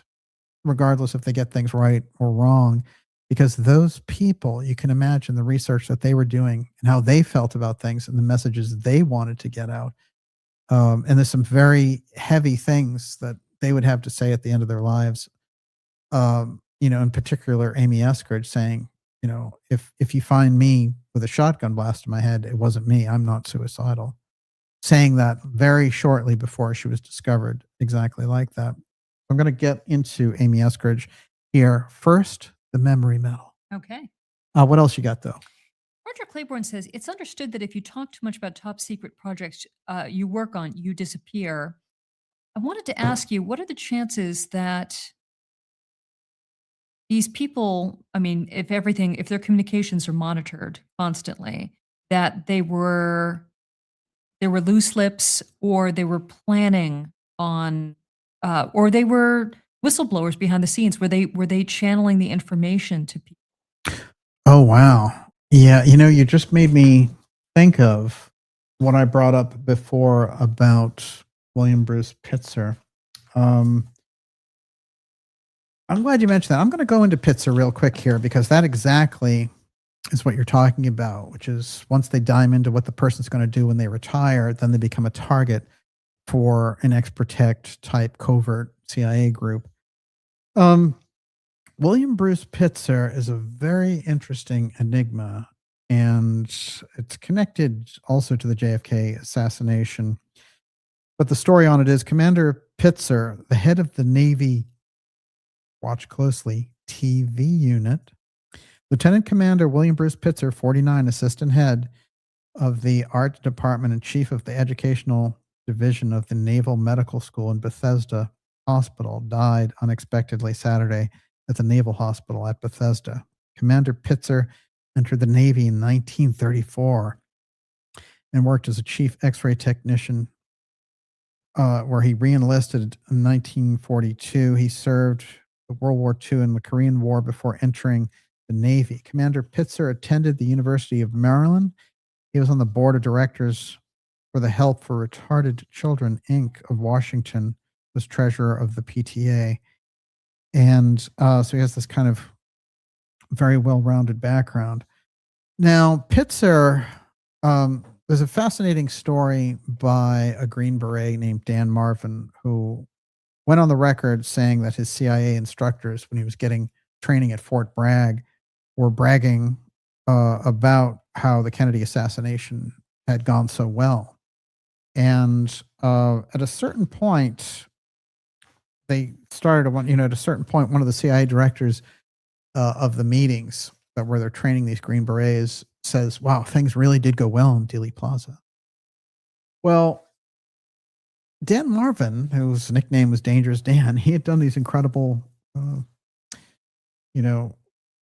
special ops for the government in Vietnam and other places. And he was approached by the CIA to assassinate a civilian in the United States who was a naval officer that was about to retire. And the guy's name was William Bruce Pitzer.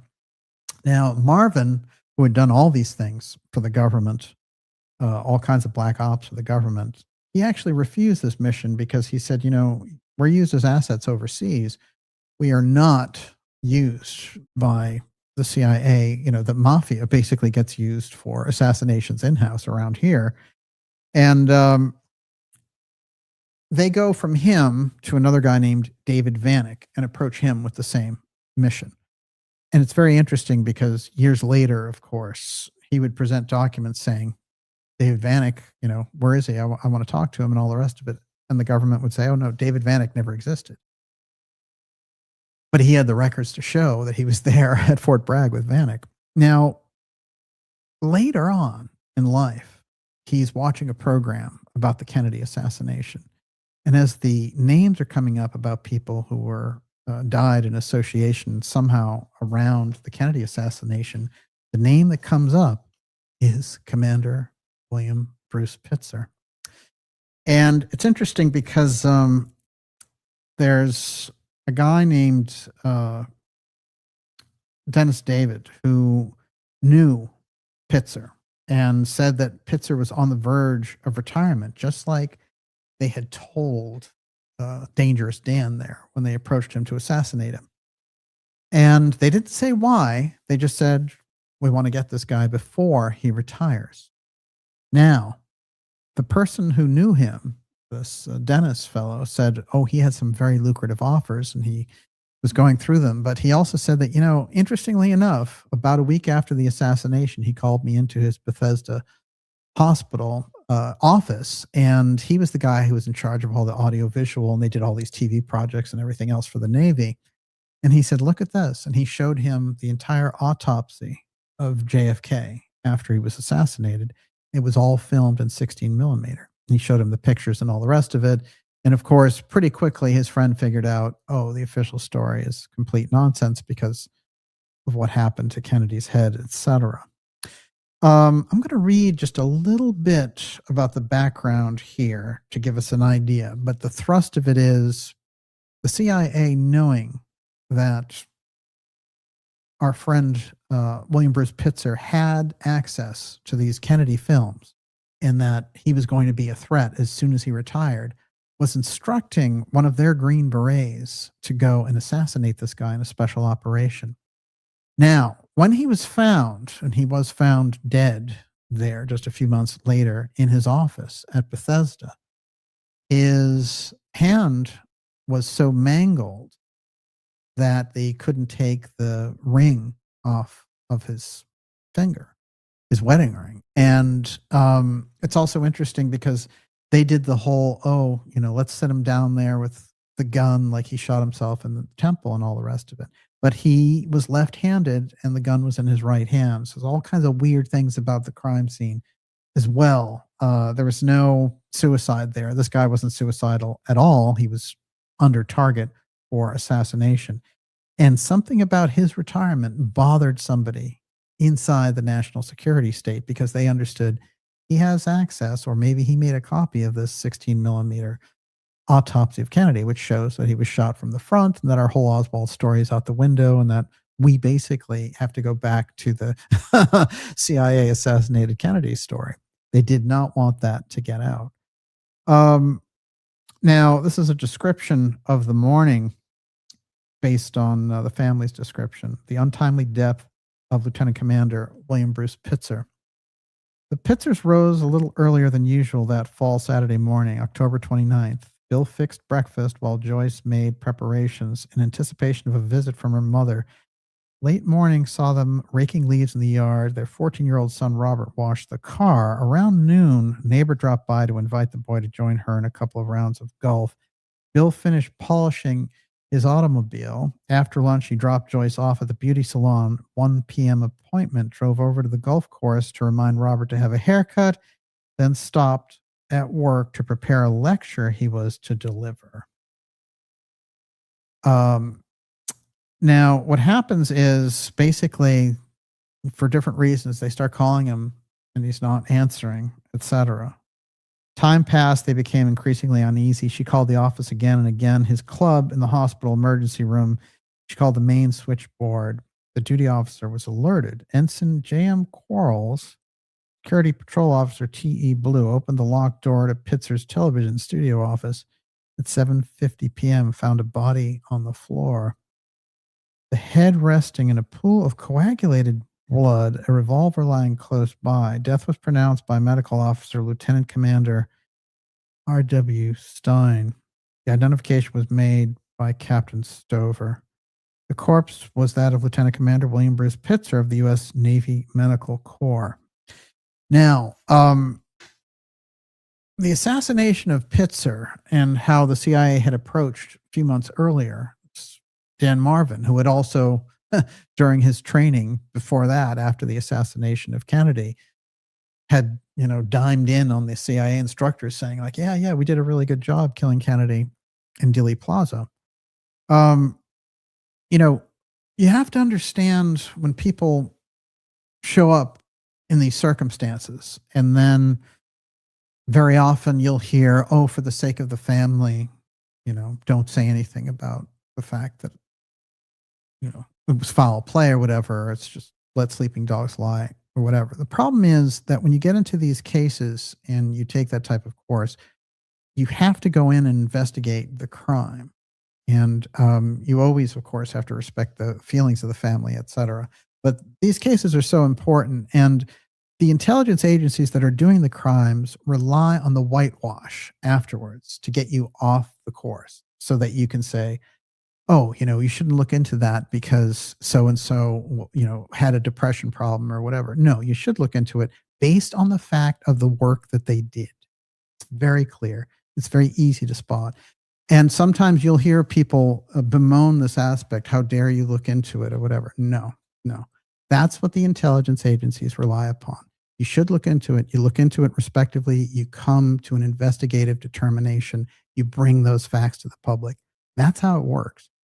They're trying to do the same thing in these cases. In the case of Amy Escridge, this is also something that's going on that you're seeing where the case is just coming to the fore now, and people are starting to finally hear about Amy Escridge. Well, many of us in the alternative community knew about this a long, long time ago.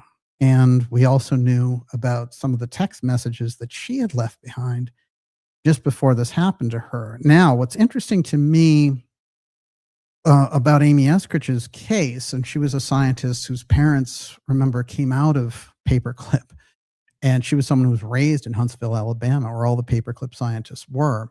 But her specialty was antigravitics. And apparently it was her dad's patents that she was working on and bringing out to the public. The two people that got around her that I found very interesting were Lou Elizondo, directly out of this CIA counterintelligence morass, and also Hal Puthoff, the same guy that we were talking about helping launch the TTSA, 50-year CIA veteran, etc. So what they were saying to her, they were cozying up to her to see what she had discovered, what she had found, etc. And it's very interesting. In one of her conversations, she says, well, it's interesting.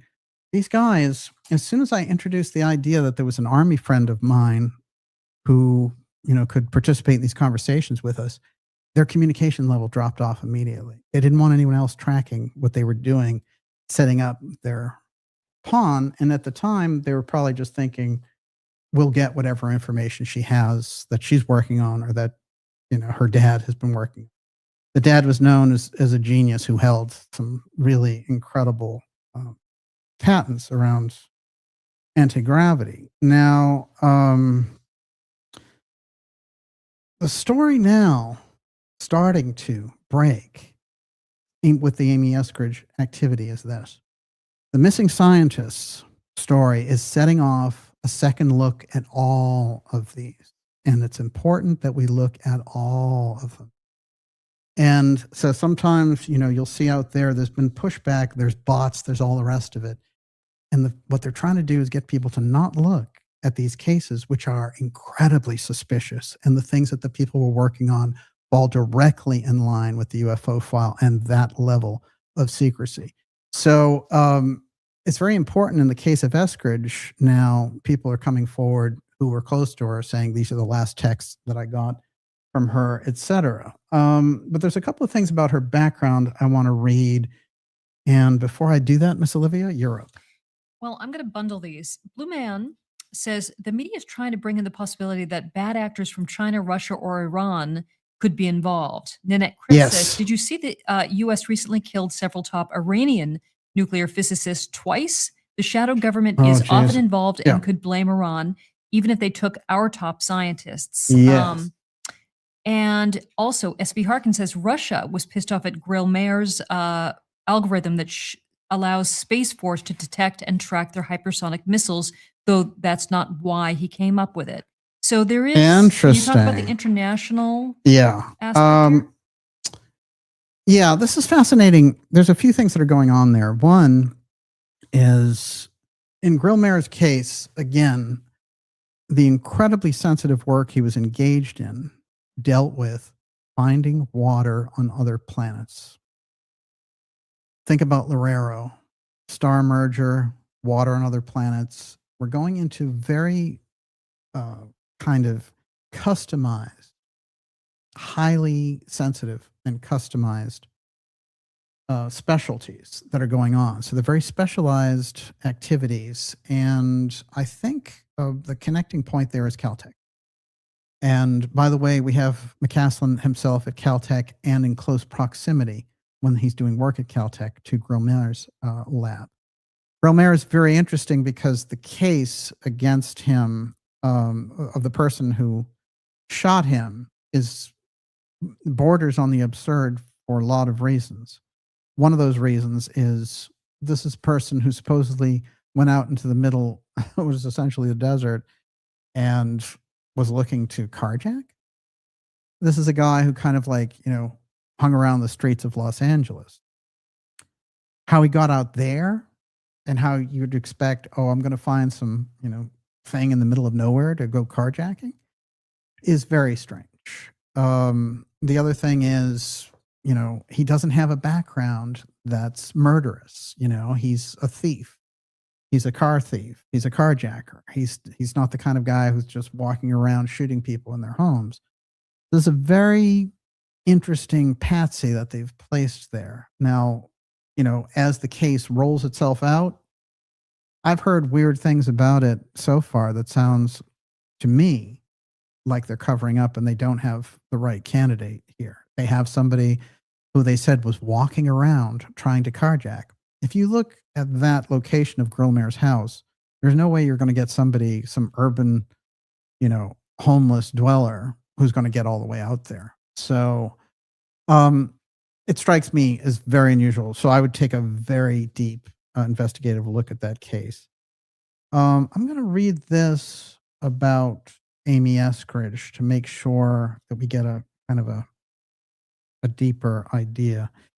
Amy Escridge spent the last years of her life trying to bring gravity research into the open. Chemist and entrepreneur with degrees from the University of Alabama in Huntsville, she co-founded the Institute for Exotic Sciences. She was attracting a lot of attention alongside her father, retired NASA engineer who specialized in plasma physics.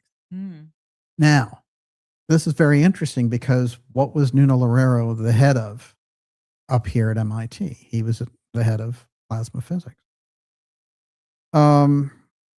With the stated mission of making speculative science accessible to the public rather than leaving it buried in classified programs. But you can see the premise itself and the fact that she has the clout of a NASA engineer as her dad makes that whole concept, makes her dangerous for carrying that forward. Officially, she died by suicide June 11th, 2022, age 34. And then they talk a little bit about the dad. The case has resurfaced in recent weeks as online discussions attempt to connect her death to a growing list of scientists reportedly tied to classified government work, despite declining formal interviews. Escridge has, talked to different things, and they mention News Nation there, which, News Nation, they love the gloss on top, but they don't know how to go deep with it. Escridge's name has been circulated as the 11th in an informal list of scientists who reportedly died or gone missing under unusual circumstances. So the episodes we did dealing with Escridge were from last summer, and you find this kind of the questions around her and her work rising up. In the background now, I do want to read this, which is someone who was working with her received these texts shortly before her death. So I'm going to put them on the record here. And here we go. So she's talking back and forth with this friend about the death of McCandish, which had happened about 9 months previously, which she didn't believe was suicide. And I think that looking at these two cases, they both have very telltale signs, and they're also both working in this kind of secret milieu. So she says, Bob had it right. McCandlish's fatal mistake was that he did not tell anyone that he was under threat. Bob is alive because he told everyone. I did not kill myself. I did not shoot myself in the head with my own firearm. I did not overdose on my prescription meds. I did not drive off a cliff. Like, even all the way back to the pain raised like we've both experienced for a while now. Oh my God, not a foreign nation state, not the U.S. government, contractors, private contractors hiring other private contractors to pain ray and harass you to death. Not for national security concerns, but to eliminate or disable potential competition for their multi-billion-dollar contract. Wow. Wow. All this harassment we've experienced is just about the money. It's not a very good scenario. Shortly after that, we're supposed to believe that she walked off into a shed behind her parents' house with a rifle and shot herself. Now, there are, she's there in the shed with the gun. And again, very unusual layout here because she'd given interviews already saying, I'm not suicidal. So this is somebody who also had put certain people on blast, saying that Hal Puthoff was evil and saying that Lou Elizondo was trying to manipulate her. Those are people who are directly related to the Stars TTSA UFO threat group. Those are the same people who are trying to rope McCasland in that group, TTSA. So what I'm suggesting is that I'm not accusing them of killing these people. What I'm saying is those people who organized the UFO threat, Chris Mellon, Lou Elizondo, Hal Puthoff, and others, they know, like, for example, they would know the projects that McCasland was working on.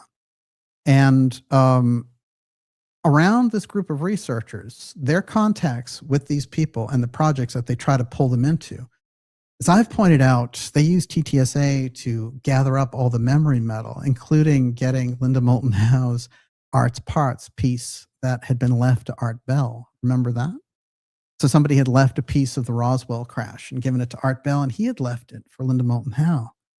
Well, this group, that same TTSA little strange group, had come around in the background and said, here's $35,000, Linda. How about we have that little piece of Roswell? We'll test it and get back to you. So they were engaging in a program of sucking up whatever was left of that memory metal. There's no question in my mind that the memory metal is a big, crucial piece of this. Now, we've done shows that have highlighted it, and tonight I'll put a little bit of that in, but we're at the 2-hour mark. So what we're going to do is throw the questions over to you, Miss Olivia. Okay. So SB Harkin says 2021 is when TTSA switched from McCasland and everyone hardware focused to the Wu PSYOP. Interesting. Yeah. What year did they say? 2021? Well, yeah, there's a lot of things that went on there. The most important thing is the New York Times article that got the UFO thing into circulation in those circles. That's all CIA orchestrated. All the people involved in it were CIA. And then the fluff people on top who were supposed to shepherd the thing, like Leslie Kean and others, they seem to feel that the intelligence agencies are, the arbiter of truth and that they'll get disclosure from them. So if they kiss up enough and play along enough with their game, that they will, they'll do this. One of the people who was in the middle of all that was David Grush. He was the whistleblower. And it's very interesting to me because Grush, when he approached me in 2023, he had been watching the show for a long time, but he was on the UAP task force, and he's the whistleblower who came out and said, I saw biologics and all the rest of it.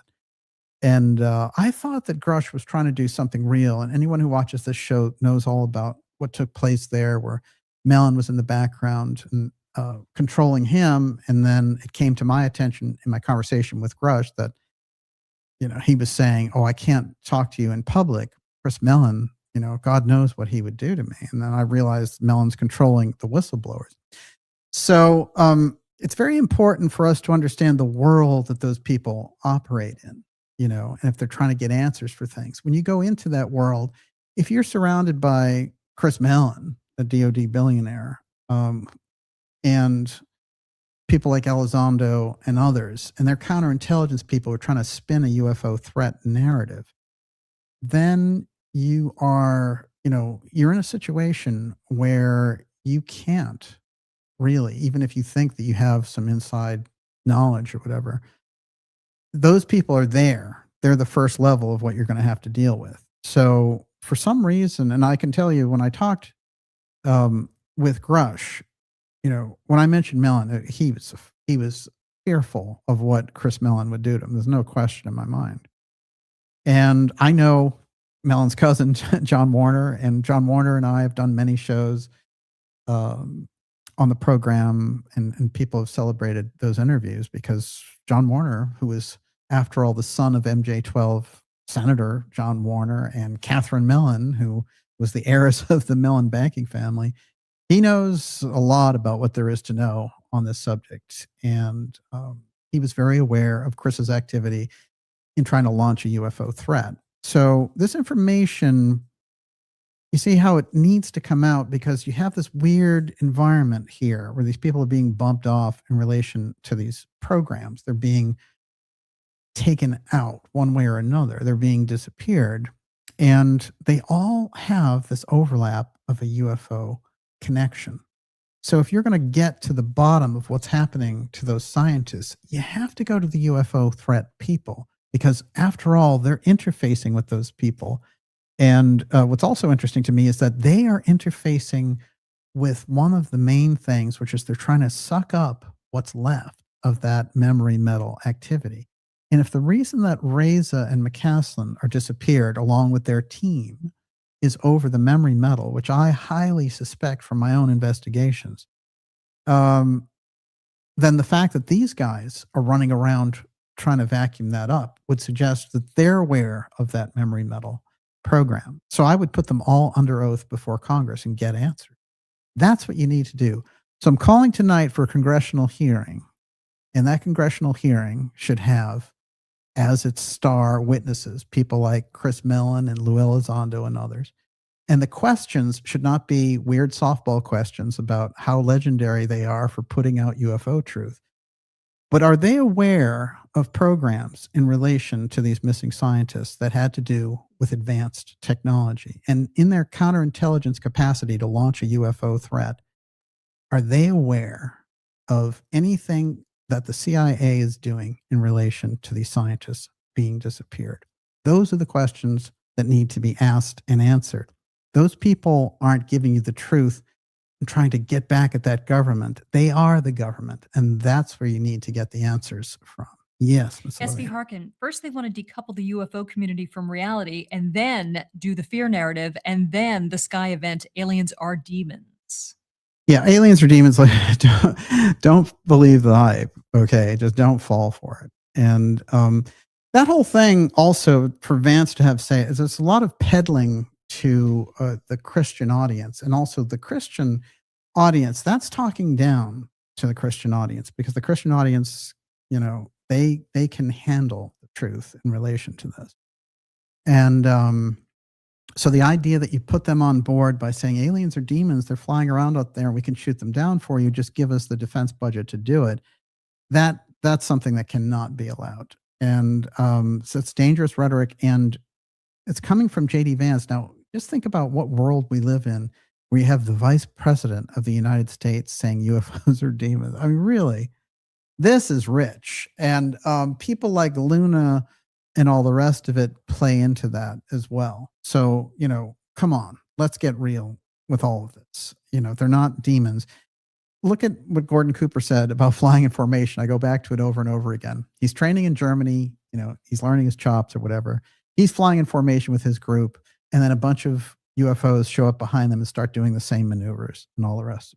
See, is that demons, or is that just some other group who's more technically advanced than we are, And so wherever they're from, if they're from off-world visitors or inner world cryptoids or whatever you want to call it, they possess the technology. That's really kind of the only important thing for us to take away. That's one aspect of all of this for sure. And so I think that probably answers it. Yes. Okay, Scarlet Fire. Don't forget Harvard's Dr. Mack of UFO fame was mysteriously run over in London. Oh, it's a very strange story. Look, I remember Mac very well. I had some very interesting conversations with him when I was 19 years old. So it was influential in the back of my mind thinking about this. But one of the most amazing things that he said to me when we were talking about this is he said the UFO abductions are totally different because they're getting abducted through things. So it's not like we imagine, a craft comes down, grabs somebody, brings them in the craft, takes them out. The people that he's talking to are getting abducted through walls and ceilings and all kinds of stuff. So they're defying the laws of physical reality as we know them, certainly. And there are a lot of things. How I developed the whole apotheum idea was when I went through all the specifics of a UFO experience. It's interesting because you can cross-reference it with what Tesla was doing, because Tesla is operating the X technology as well. And so the UFO file is the home of the X technology. They're both the same thing, although they might be coming in from different sources. And when craft show up and people have these experiences that are well documented, there are all kinds of electrical grid problems that are involved here. And there are all kinds of time issues. Time ceases to exist, etc. There's also some odd physical pieces. I used to talk to Stanton Friedman about this, the late, great Stanton Friedman. But the idea that when the craft land and nothing ever grows there again is also a part of this. Apparently, there's some reality distortion that takes place with the craft interacting with physical life. And this is one of the reasons why I think animals are so averse to aliens. And you'll see that over and over again. They hide, or they, in the case of Mac Brazel and the Roswell Ranch and things like that, they won't cross into the wreckage. They want nothing to do with it. Famously, in the Betty and Barney Hill case, you never hear about the dog. Does anyone ever think of the dog? There's a dog in the car. And what happens to the dog? It hides under the seats for the whole thing. Smart dog. I don't blame it.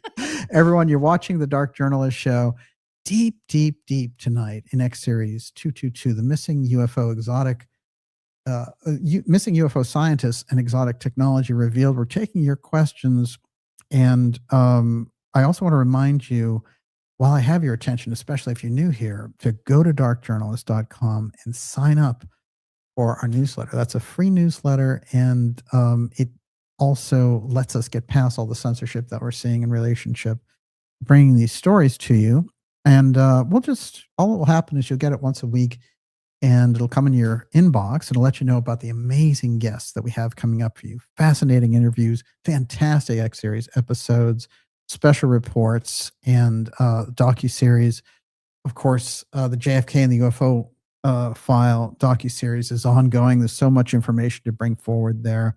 By the way, a lot of the things we're seeing now have their roots back in that secrecy and the assassination NASA aspect that was going on then.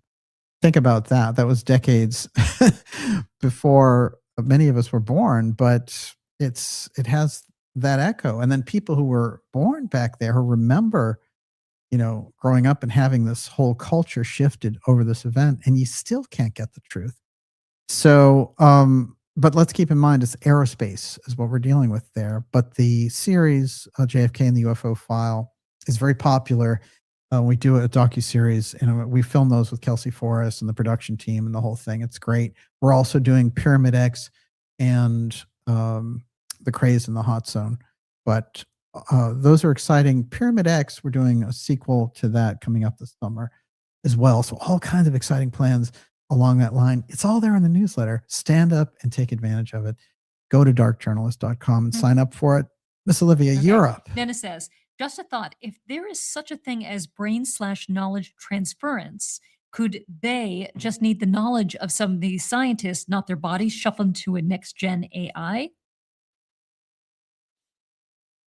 Yeah, I mean, the AI's question is interesting for me because, again, I feel like we've got the UFO file on the heart of it. I'll tell you why. Because some of the people that I've put in the spotlight over the years, one of the most interesting is now in his 90s, Bobby Ray Inman. So if you're familiar with this program, you've heard me talk about Bobby Ray Inman. But he was the person who resided in the CIA and the NSA over the UFO file. And in the late 80s, early 90s, he came out talking about this and even said, we know who's in the craft and who's who's flying around in the craft and who's, oh, not only do we know about the craft, but we know who's flying around inside. Try that one on. That reminds me, actually, if I can do a little detour. Oh, so the upshot of that whole thing is simply that our friend was trying to tell us that, Inman went from being the kind of vanguard of the UFO file to jumping out of that. And what did he jumpstart in the 1980s and 90s? All these AI companies and all the people that you see at the top of the AI chain now, a lot of those developers come directly out of Inman's work and the company that he was driving in that period. So my question has been all along in relation to this, what happens if somebody like Inman has spliced in something like alien intelligence, for example, from the UFO file directly into this AI process? Is that why we're getting so many strange results? It's worth thinking about and bringing it around, because I happen to think it's a very core realization. So it might explode why Inman got into artificial intelligence in the first place, and that might also be a little bit of pollution that jump-started that process. Yes, Ms. Alicia Holborn, DJ, could some of these missing people walk away or die because their families were threatened? Sort of yes. to protect their families. I'm glad you mentioned that.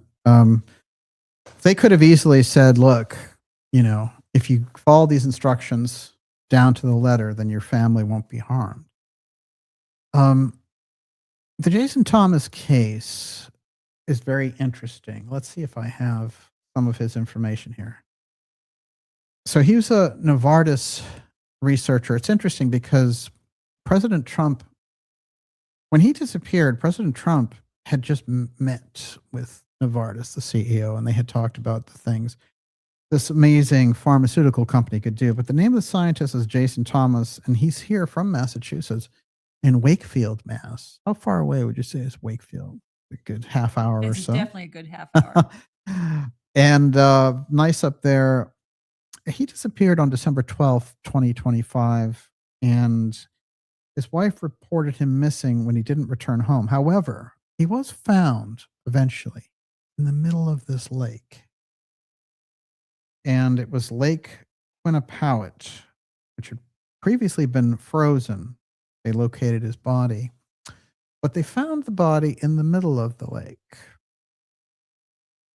which is strange, because if he had jumped into the lake, well, there you are.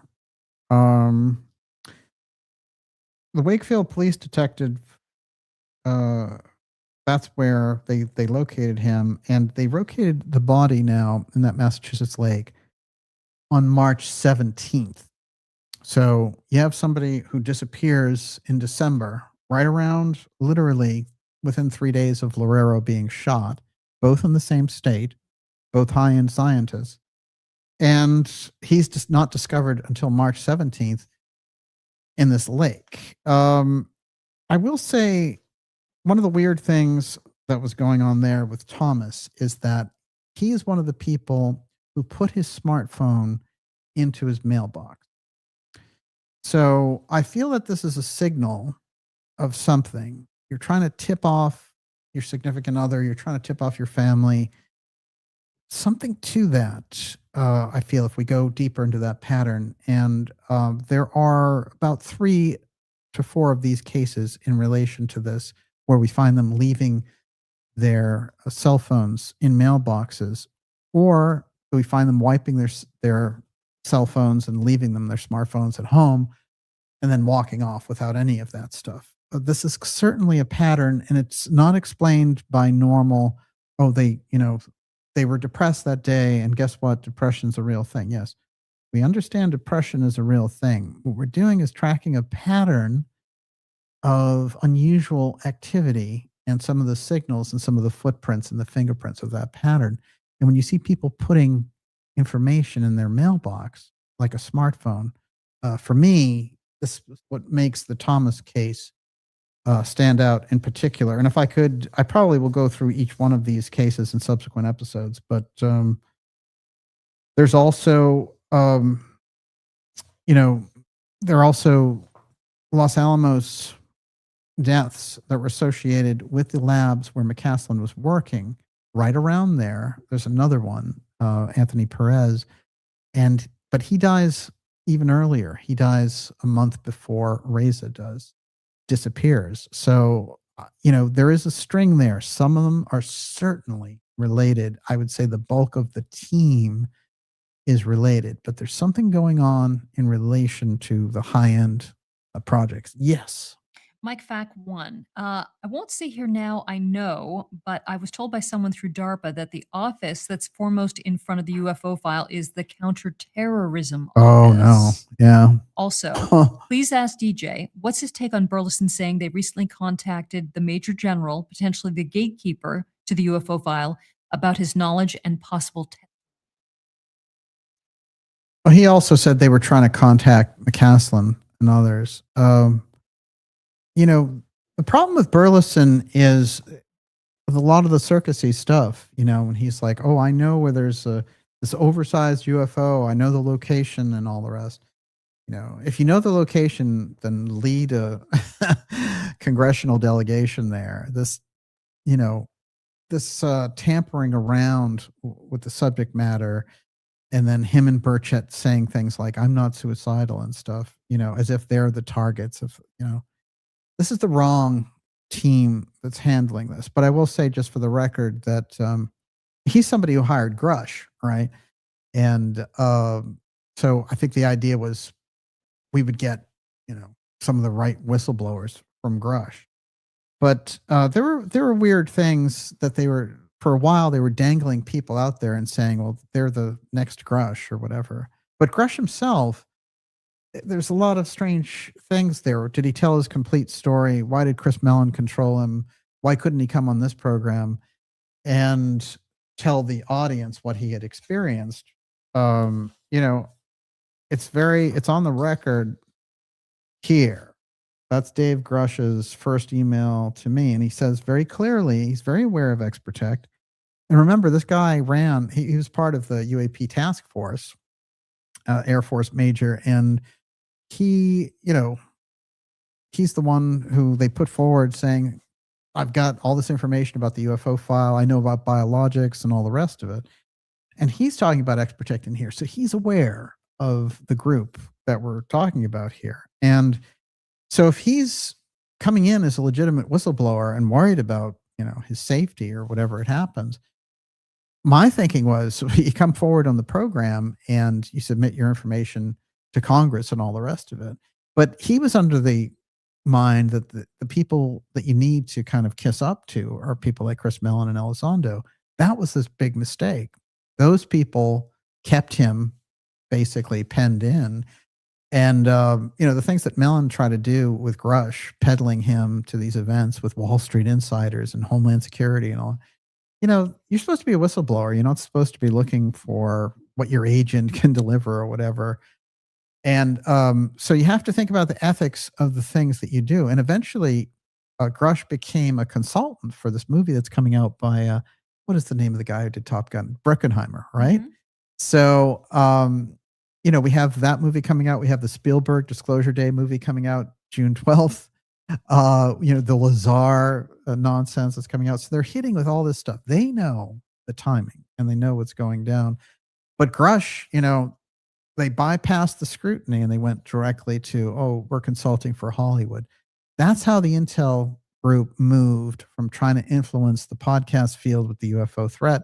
They got a certain distance with that, but then they were like, these people want to engage us with real questions. We're just going to go to Hollywood and infiltrate that. And that's why you had Elizondo infiltrating the Spielberg movie. And that's why you have, them placing Grush with the Top Gun movie. But here's what he had to say to me. Good morning, sir. I've been following your work for quite some time, and I'm aware of your recent discussions on your channel regarding myself. While I'm associated with certain individuals you have concerns about, and honestly, that's very warranted, there is more than meets the eye. I'm very aware of how complex the UFO file issue is and the Exprotect faction that goes back the late 19th century based on my independent knowledge. Now, remember this. We brought Exprotect to the public. He's been watching the show for, the past 5 years or whatever.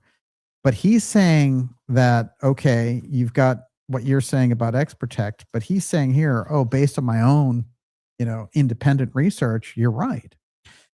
And then, so based on my own independent knowledge, I've associated myself with certain individuals to understand the concerns of other factions and assess their objectives to get as true to the objective of transparency. It's not shocking to me that the UAPDA failed. That was the Disclosure Act run by Chuck Schumer. You have every right to be skeptical of me, and since I'm a former intelligence officer, I do understand your initial misgivings. I can assure you I'm not part of a psyop, witting or unwitting. I'd like the opportunity to address your concerns.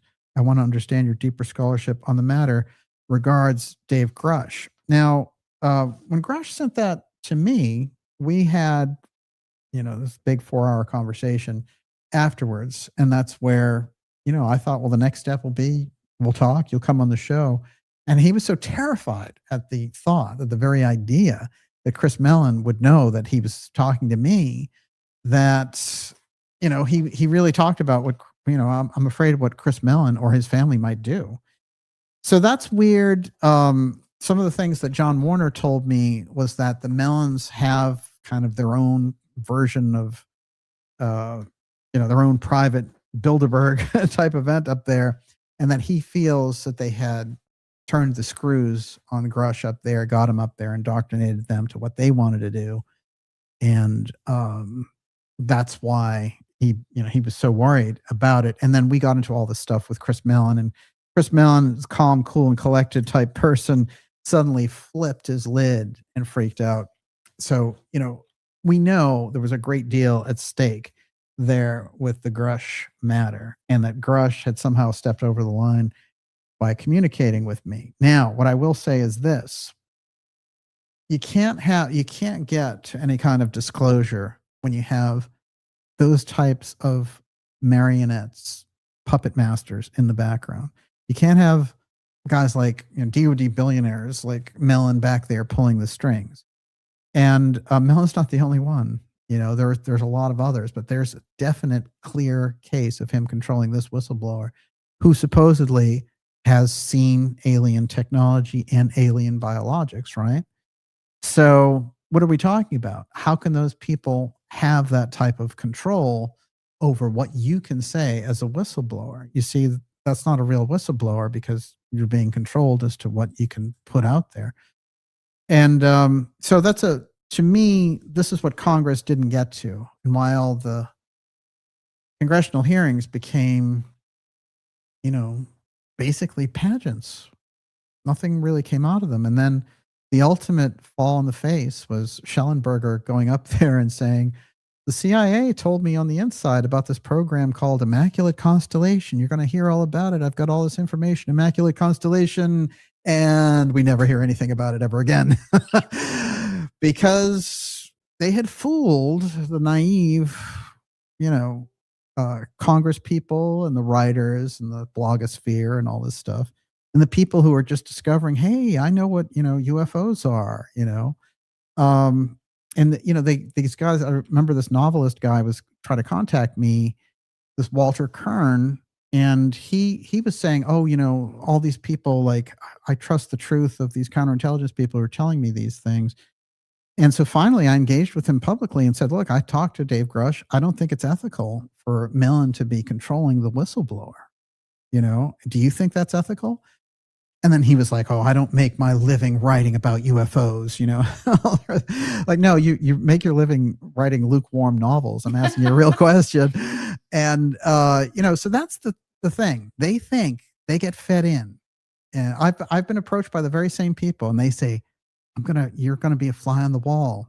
I'll release this stuff. We can't put it out to the public, but I'm going to tell you about it. You're going to be the special one in the background. We'll get to the bottom of it together.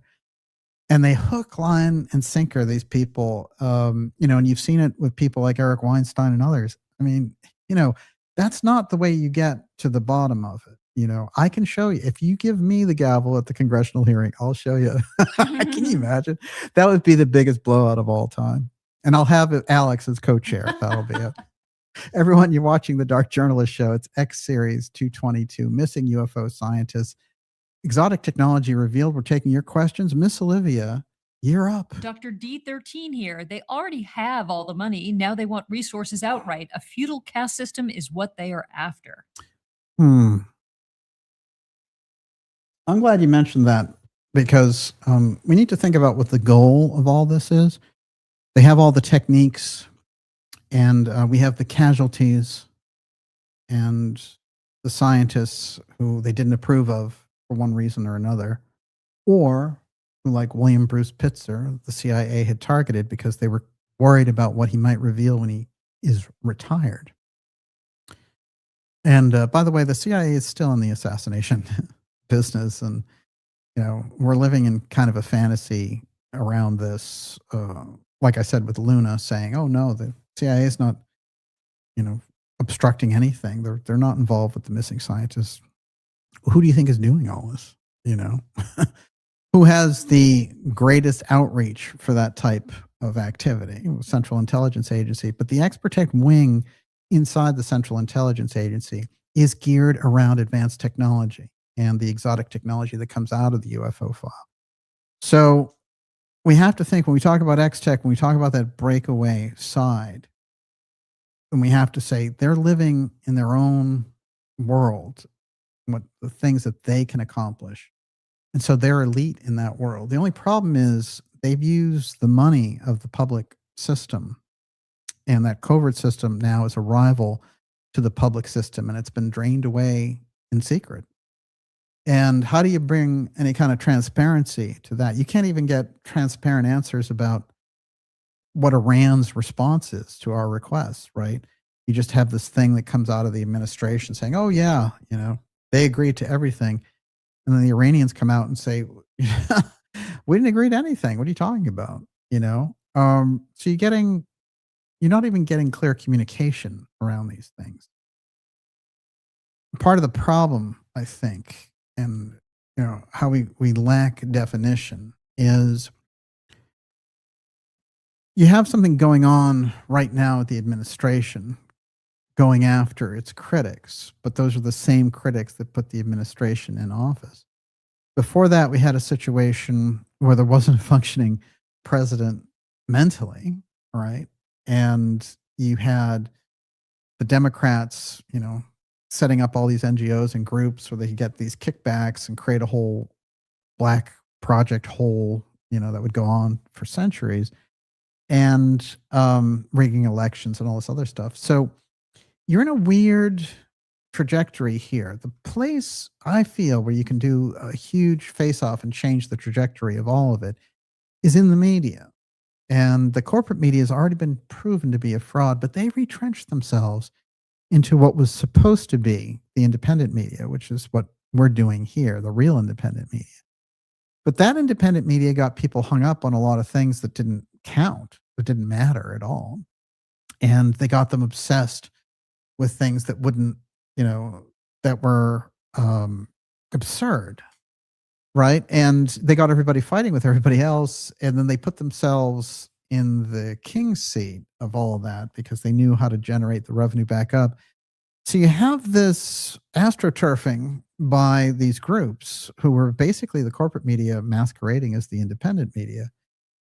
And I've done the research around this, and I know that they use TV producers. One of the most popular podcasts used 14 TV producers. Some of those TV producers worked on the show Lost, for example. This is not a normal, organic experience of delivering you the facts as we find them. So we have to seek out the potent information, even if it's a small group of people delivering that. That's where the answers have to lie. And I think if we can get that going, you can get honest dialogue happening. And honest dialogue can blow away years of lies. There's no question about it. Yes. Interesting. Nance Hardwick says, I think it's old Illuminati versus new tech teal, the battle that's going on right now.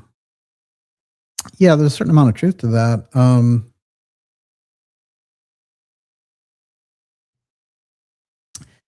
Well, guys like Thiel have Peter Thiel from Palantir and others he's really invaded the independent media, especially the UFO field, and he's the big aliens or demons thing, and he's trying to take over by studying the Christian ethic and ethos, the Antichrist topic, which is why he's doing a series of private lectures over by the Vatican about the Antichrist.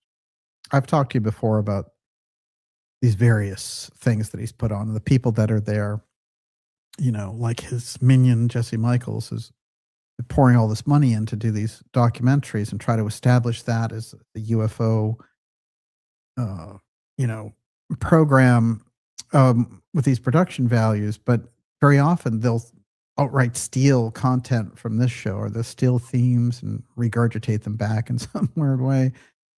And so many of those types of things, like I say, are regurgitating the Bob Lazar nonsense to keep us in a kind of a false paradigm with it.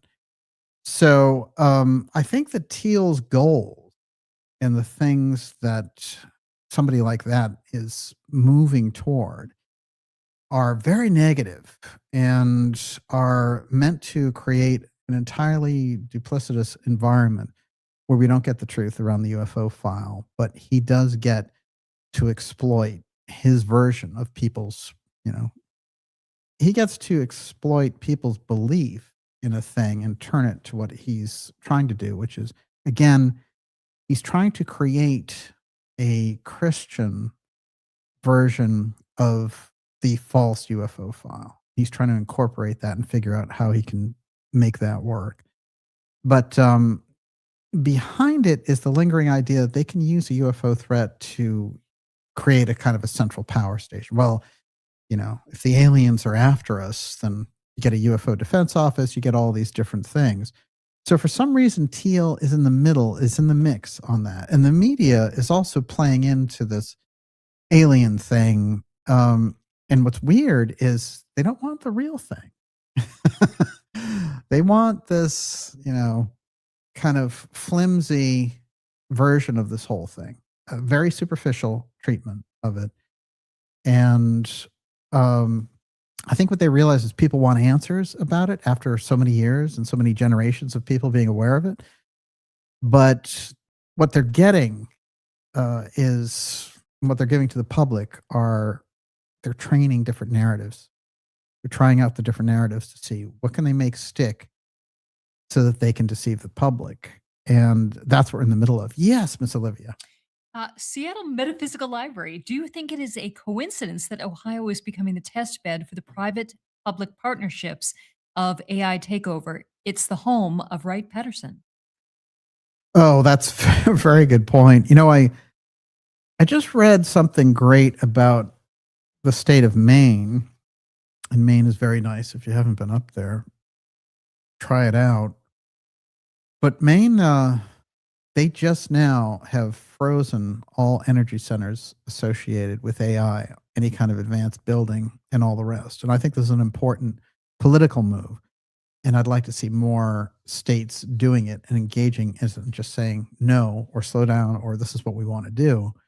And, you know, instead of having all this money pour in at the top so that the people who have, you know, put all their effort into centralizing society under the control of this very unstable AI, which has been, by the way, developed in the background since 1960s, maybe 1950s, which they know all about, and they know all the peccadillos and all the rest that are involved there, and that they're promising, people like Elon and others are promising, oh, don't worry, you'll just get a UBI and, you know, you get a check to stay home and let robots do it for you. Life doesn't work that way. You know, they're selling a pipe dream. And ultimately, what do you do with something that's not productive in society? Eventually, that society gets rid of it. So that UBI might as well be some initials for depopulation. And they can't be honest about that. But no, I think the AI aspect, the robotics and all the rest of it, the way that they come into society, if they're not dealt with in an ethical fashion, you're creating a gigantic Frankenstein. And the people at the bottom pay the price, you know, just like with the stupid Iranian war and the propaganda around that. It's the people at the bottom who pay the price. Yeah. Najat, there's some weird apocalyptical thing going on, especially with the Jesus Trump all over social media. I Yeah. think it's the intelligence agencies putting that out. Let me tell you. First of all, after they got Trump to pick a fight with everyone who had supported him getting in, like Tucker Carlson and all those types of people, then they have him fighting with the Pope. Oh, yeah, that's a good idea. How many Catholics vote? You know, how many millions of Catholics vote? So you don't want to fight with the Pope over nothing because the Pope said, "Oh, war's not good." Yeah, well, I agree with him actually. And the response of J.D. Vance was, "What about just war?" Yeah, J.D. Vance, you are absolutely a shame as a vice president. I am stunned to see your transformation. And what you should be doing is warning President Trump about the incredible dangers of going into Iraq, and also, expressing a kind of righteous indignation about, a war situation over nothing. So, the idea that you're going to somehow debate the Pope with the idea of a just war, yeah, what are you going to do? Create the circumstances where the national security state can drop more bombs and threaten more? It's absurd. And of course, you can achieve so many objectives through national security, through diplomacy and influence, as we have all around the world. And this is the most primitive throwback to the neocon cowboy approach that took the entire decade of the first decade of the 2000s down into Bush-Cheney hell. So it's the last thing you want to do. And it's exactly the opposite of what Trump is about and what he promised to do. So, it's interesting to me because those people in the cabinet need to take a look at themselves as well. And I think that they should go to the president and say, I don't want to be a part of this, and I think that you should turn around for your own sake. And there are some signs now, as there are every few days, that they're coming to their senses and they might stop. And then it seems like as soon as they announce that, the plan changes again. So somebody's in the background agitating, no, you have to go further. And then as soon as you hear something sensible about, well, maybe they'll make a truce with Iran or whatever, and they have some kind of ceasefire going on, then they start talking about, don't worry, we're going to move in militarily on Cuba. I mean, what on earth is going on here? Is it conquest after conquest? Since when? Since when is the United States, a kind of a armed militia that is a Pax Americana with American weapons of war everywhere? So we're we had the incredible waste of Afghanistan. We had the incredible waste of Iraq that set back the economy and the futures and technologies and everything else. But it made defense contractors incredibly wealthy, and it made politicians incredibly wealthy. So, this is the nature of the problem. We need to get out of that war paradigm. And, these people who came in on a promise of not starting and keeping us out of wars and ending the Ukraine war, well, they want to have war everywhere, war with Greenland.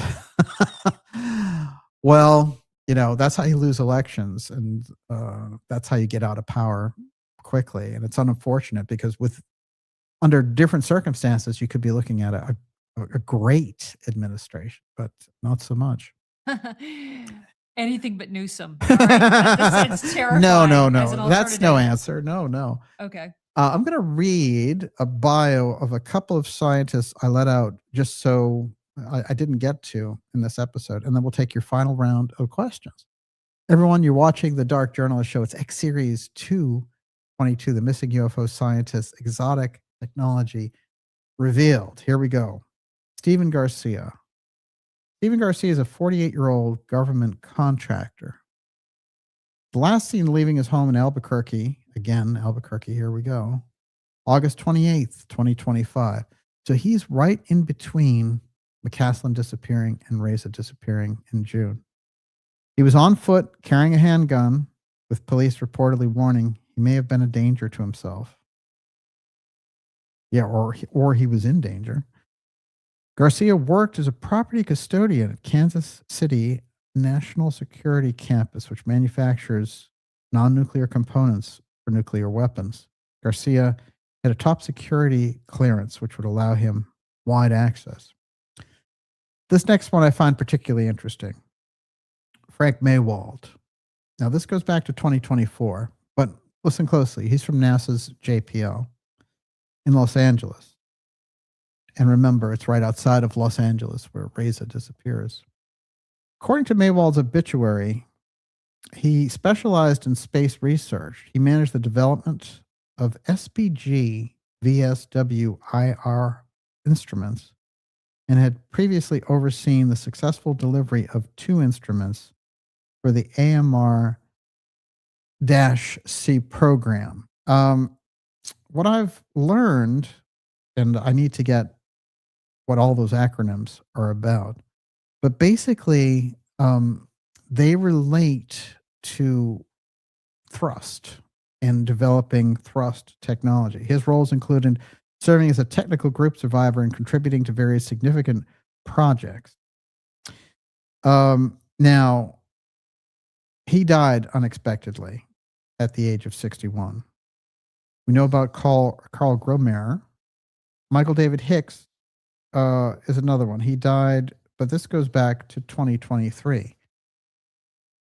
Now, I think it's important to look at everything over the course of, say, the last 5 years. And this 2023 falls right after Amy Escridge and Mark McCandish. At the age of 59, he's also a physicist with JPL. He specialized in comets and asteroids. Remember, Gromeyer specialized in water on other planets. He worked as a major space missions major space missions, including NASA's DART project. And he died at the age of 59, which is very young. Of course, Monica Raza and William Neal McCasland and others. The other thing I wanted to make sure I got in before we left, and I left a lot on the cutting room floor here for this episode, it's no question. So we'll do a follow-up, I promise, on this. But there was a little pinch of an interview. Here it is with Mark McCandish, and then Miss Olivia will go to your question. Mm-hmm. Okay, so we'll do about 3 or 4 more questions. Okay. So Mark died April 13th, 2021, 5 years ago. Candish wrote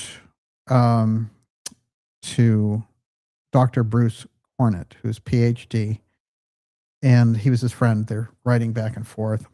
Candish wrote to me on Messenger July 7th, 2020, about the tic-tac that a friend of his saw aloft multiple times between Redding, where I live, here in Northern California, and the state capital, Sacramento. So here's the conversation from July 7th, which is the Roswell anniversary in 2020. Here we go. So this is now Bruce talking. Bruce Cornett. Hi, Mark. Do you think we are close to disclosure after the Navy's official recognition of UFOs?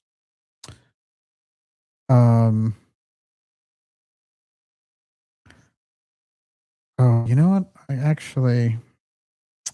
Yeah. Well, the real hat trick here is that the Tic Tac UFOs are ours, so the disclosure process will have to run through several cycles. Now, it's interesting because hat trick is associated with X technology in a particular plane, and anyone who's watched the show knows the series of episodes we did on hat trick. First acknowledgement of the existence of these types of craft indirectly admits to the technology, includes a propulsion system that is capable of what is called mass modification technology. You see, mass in physics is the very thing that produces inertia and g-forces when you turn a corner in your car, or even more so in a military aircraft. I've experienced this and I blacked out. So he goes on further here. He says, the second phase of UFO disclosure is admitting that we have the technology, but this in turn implies very strongly that we have back engineered it from UFOs that crashed many decades ago. I've seen evidence that we had possession of and an understanding of such alien technology since at least the mid-1960s. All of it very highly classified, of course. The third phase of UFO secret space program disclosure would be that, yes, we did back engineer the technology from UFO crash recoveries. And yes, there is alien life out there in the cosmos. And it's been coming to Earth for many centuries, perhaps millennia. Some of it isn't friendly. You may wonder how I know this. Well, as it happens, I have a good friend who drives a semi-truck between Redding, where I live, here in Northern California, in the state capital, Sacramento. When he is coming back north in the wee hours of the morning, he frequently encounters craft that look exactly like renditions of the Tic Tac UFOs. This typically occurs when he's around the town of Williams on Interstate 5, and that lies 15 miles due east of Beale Air Force Base, where the SR-71 Blackbird used to be kept and launched for surveillance missions over the Soviet Union. So then he goes on to describe the alien reproduction vehicle and how he first got a look at this, and then his father had been in the Air Force and all the rest of it. But he went to Norton Air Force Base, and they were doing a show there. And part of that show was for just kind of high-end people. And he knew some of the people who were associated and had that security clearance to look at it. And what happened is they described the craft to him, and he was able to reproduce these. And the pictures, as I showed them earlier, are just absolutely incredible. But he says in closing, Mark McCandish died on April 13th, 2021, in his home in Redding, California, of a shotgun blast to the head. Shasta County coroner's official report cites his death as a suicide from a self-inflicted gun wound.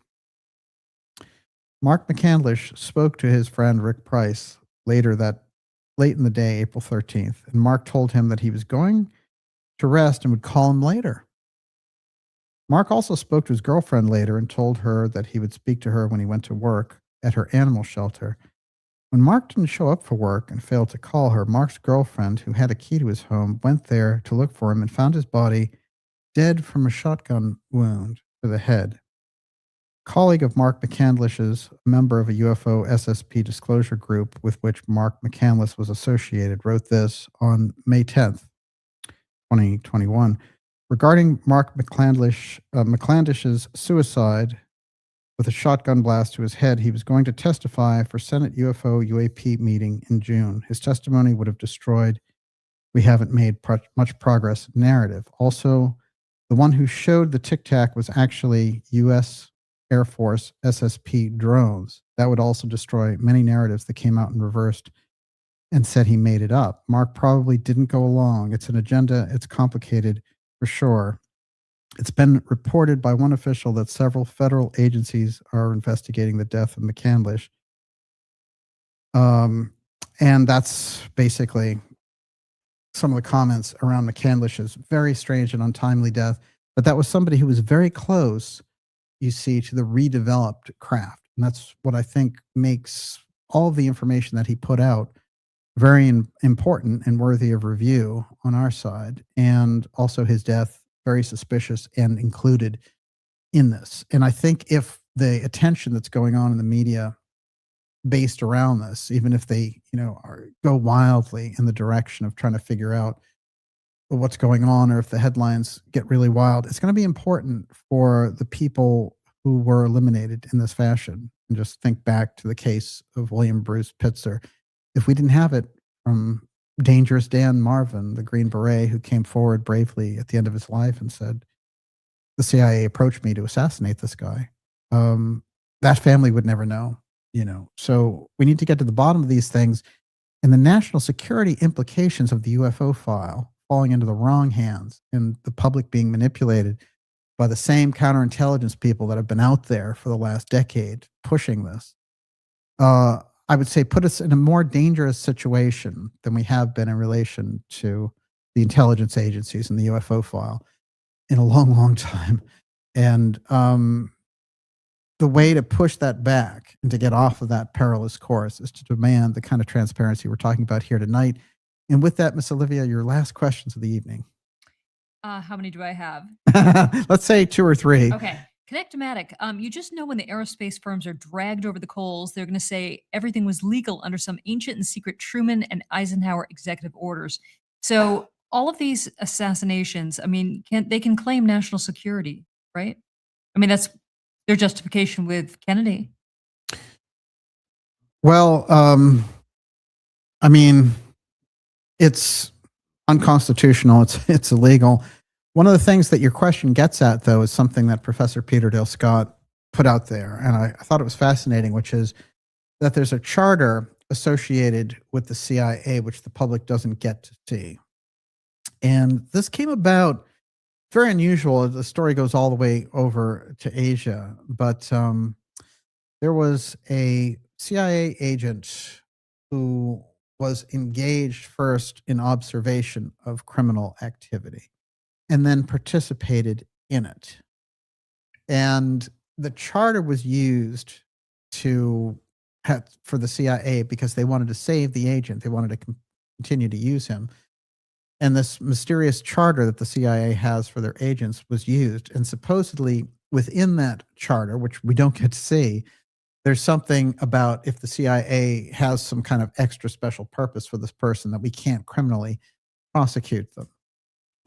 Maybe overseas, they could try to rely on some wavy gravy definition like that, but that won't, that will not suffice under any constitutional system. And I think that they have tried to use it, and I think that the idea of the national security threat that they used in relation to President Kennedy was what they used to convince their people in the background. They said Kennedy wants to share the UFO file with the Russians and that he wants to share our most vital national security secret. Of course, you remember Douglas Caddy and his brave admission on this program about his friend E. Howard Hunt. And they were best friends. This is proven fact. And Caddy is this historical figure who's the Watergate lawyer. He's the Watergate lawyer for the Watergate 7. And he said very clearly that E. Howard Hunt, before he went to prison, told him Kennedy was assassinated because he was going to give our most vital secret away to the Russians. And they said, what was that? I said, what do you mean he'd give a vital secret away? And that Hunt looked at him and said, it's the UFO files, the alien presence. So Kennedy was thinking, if we share this, we won't have nuclear exchange over the fact, because these things seem to love to fly over our nuclear facilities. If we get some kind of agreement going, if I share the high threat cases with the Russians over this, then we're not going to have that issue. So he goes in the last weeks of his life and he contacts NASA and he says, prepare all this. And you can find the document at the Kennedy Library. It's cooperation with the Russians in outer space matters. That's one. And there's that memo, of course, that floated around, which was never debunked by the CIA and had all of the classic markings of a Kennedy memo. And the timing and the nomenclature was exactly right.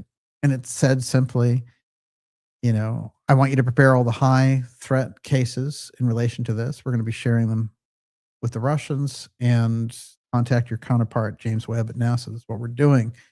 Now, Lloyd Berkner, who had run the UFO file, and he ran the Robertson panel in the 50s. He was just a real hardcore player. He was the one who advised Kennedy on all of the moves in relation to going to the moon and all the rest of it. And he was the person that Kennedy was to meet, and they had an entire, of course, we cover this in the JFK and the UFO file documentary that we have, but they had this entire ceremony set up at the Trademark. This is where President Kennedy was headed. That's why he went past the school book depository in the first place. So I'm taking this now back to 1963.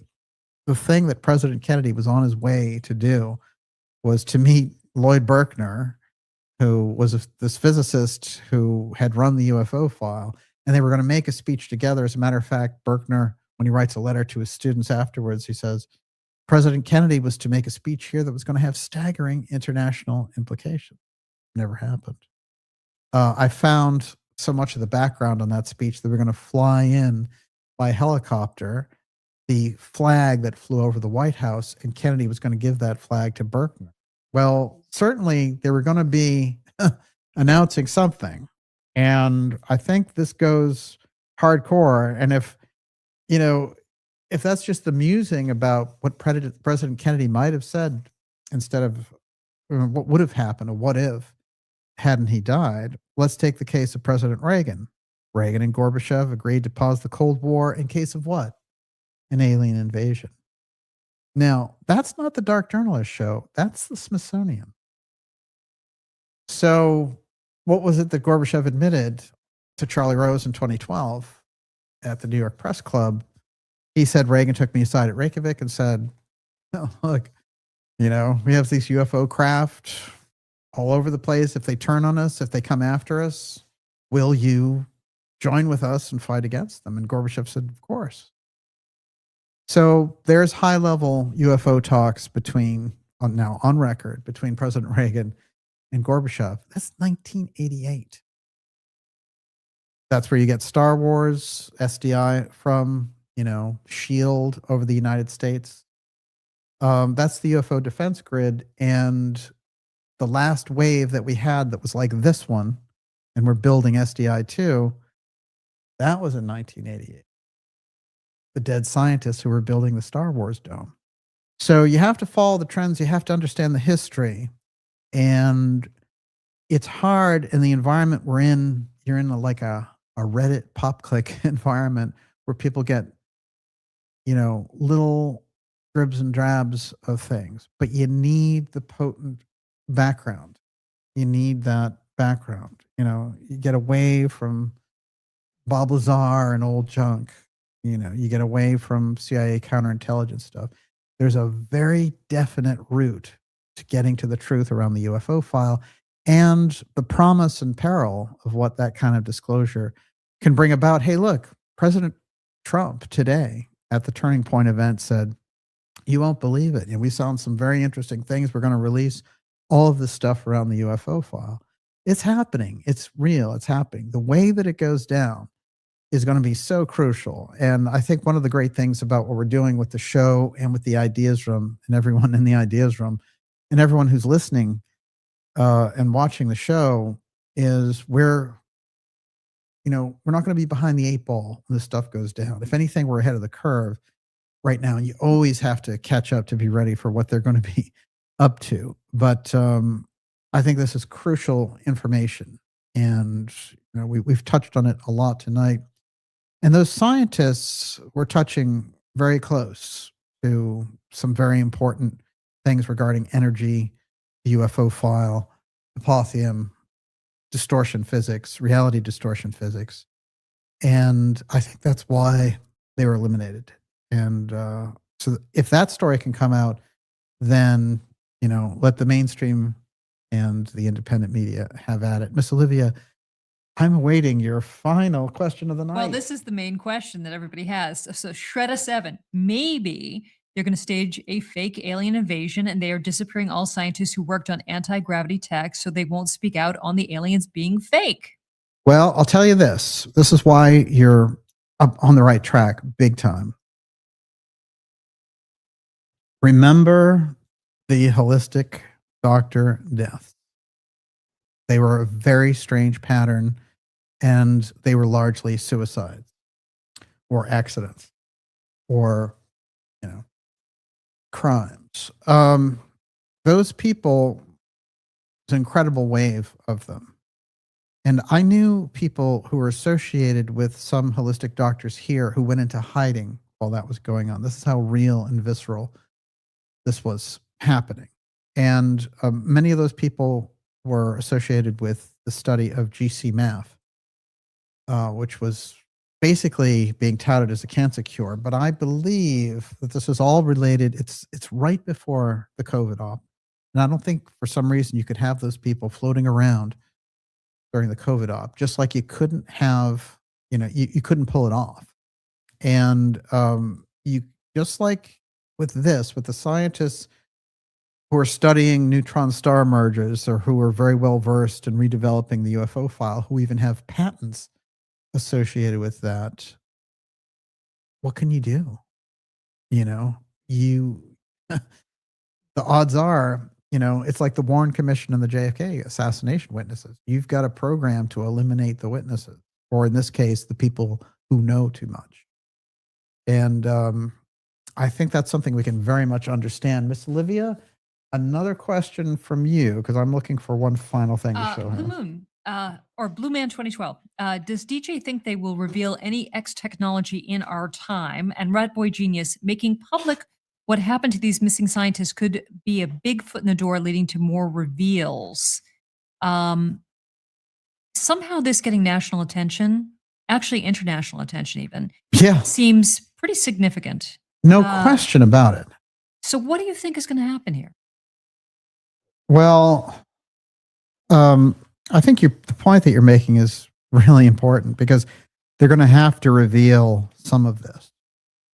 I think that's what the realization is, to certain aspects. The idea is the spin, however, and if they can catch a very naive public unawares, if you can have, like, not to pick on them, but Schellenberger or somebody like that, and you pull him aside and you say, like, hey, look, this is the alien file, like, we've been redeveloping it because we've been fighting the bad guys. They're demons up there. We need a UFO defense office. Only $2 trillion. And then people like that think they're on the inside, right? So you need to get that whole system out of there. You need to get rid of that. And that's all the UFO field is now. It's all marketing plus that, the weird false belief systems, false trust systems with counterintelligence people, or thin, superficial layers of pop-click podcast world. What you can do, what can happen here is you can keep things on a potent tip with all of it.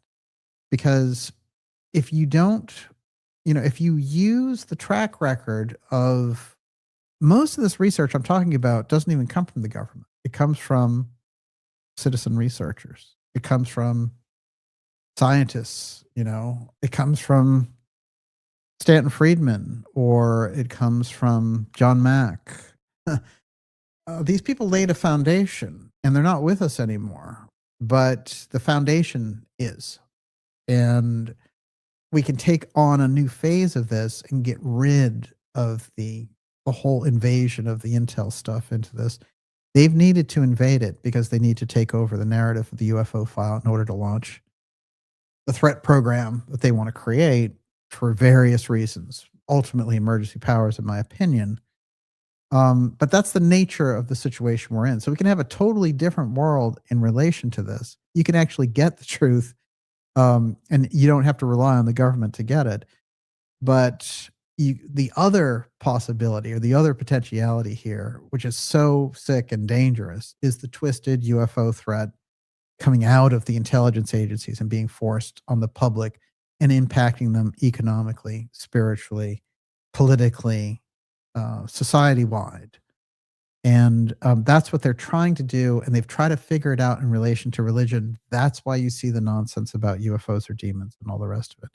I can't tell you how dangerous that approach is. So we're definitely deep into it now. And with that, Miss Olivia, I think we're out for the evening. Okay. And I would take your super chats, please. Can I just throw this one last thing? It's Yeah. a comment, not a question. Sure. But SV Harkin again. The way that DJ says they're going to use the Sky event to bring the UFO office into the public, I think they're going to use it as an excuse to make Golden Dome a global system. Oh yeah. Well, look, I'll tell you this weird mixed thing with the Golden Dome. Problem is, they've had this thing about a UFO grid for a while. Okay, they had it during Reagan's era for sure, and they feel somewhere in there that, aside from their own nefarious plans of what to do with it, I think there's genuinely some people in there who think we need to set up against these unidentified things that we see, and that they need a warlike response to it. This is the part of the other danger there is to take everything as a war question. So I think the Golden Dome, it serves a couple of purposes. It's certainly a monitoring, apparatus, and that's why Palantir and all the rest is in it. But I think it's going to be used as a UFO defense grid. I think that's what it's being built for. And I think the idea that it's to keep missiles out, hypersonic missiles and things, is a good ostensible purpose for it. But the Golden Dome is something that the Trump administration can make happen. So, yeah, I think it's highly dangerous. And I want to close out this episode because I'll probably do now an additional episode on the memory metal, but I just want to show this. Mysterious metal could be alien technology. UFO hunters say, now we know the truth. That was Popular Mechanics trying to debunk the memory metal. Okay. The memory metal comes directly from the Roswell witnesses, especially Jesse Marcel, describing what he found, these peculiar hieroglyphic type markings, many renditions of them. And by the way, they were purple in color. There's no question about that. This is his personal drawing saying the best he could remember it. That's what the markings look like. That's from Marcel himself. And Marcel, of course, we know was the officer who went out to the ranch of Mac Brazel and found the wreckage. And then what a lot of people don't know is they try to sabotage Marcel's plane within just a few weeks of this incident. I didn't know that. Yeah. And it's in his own account.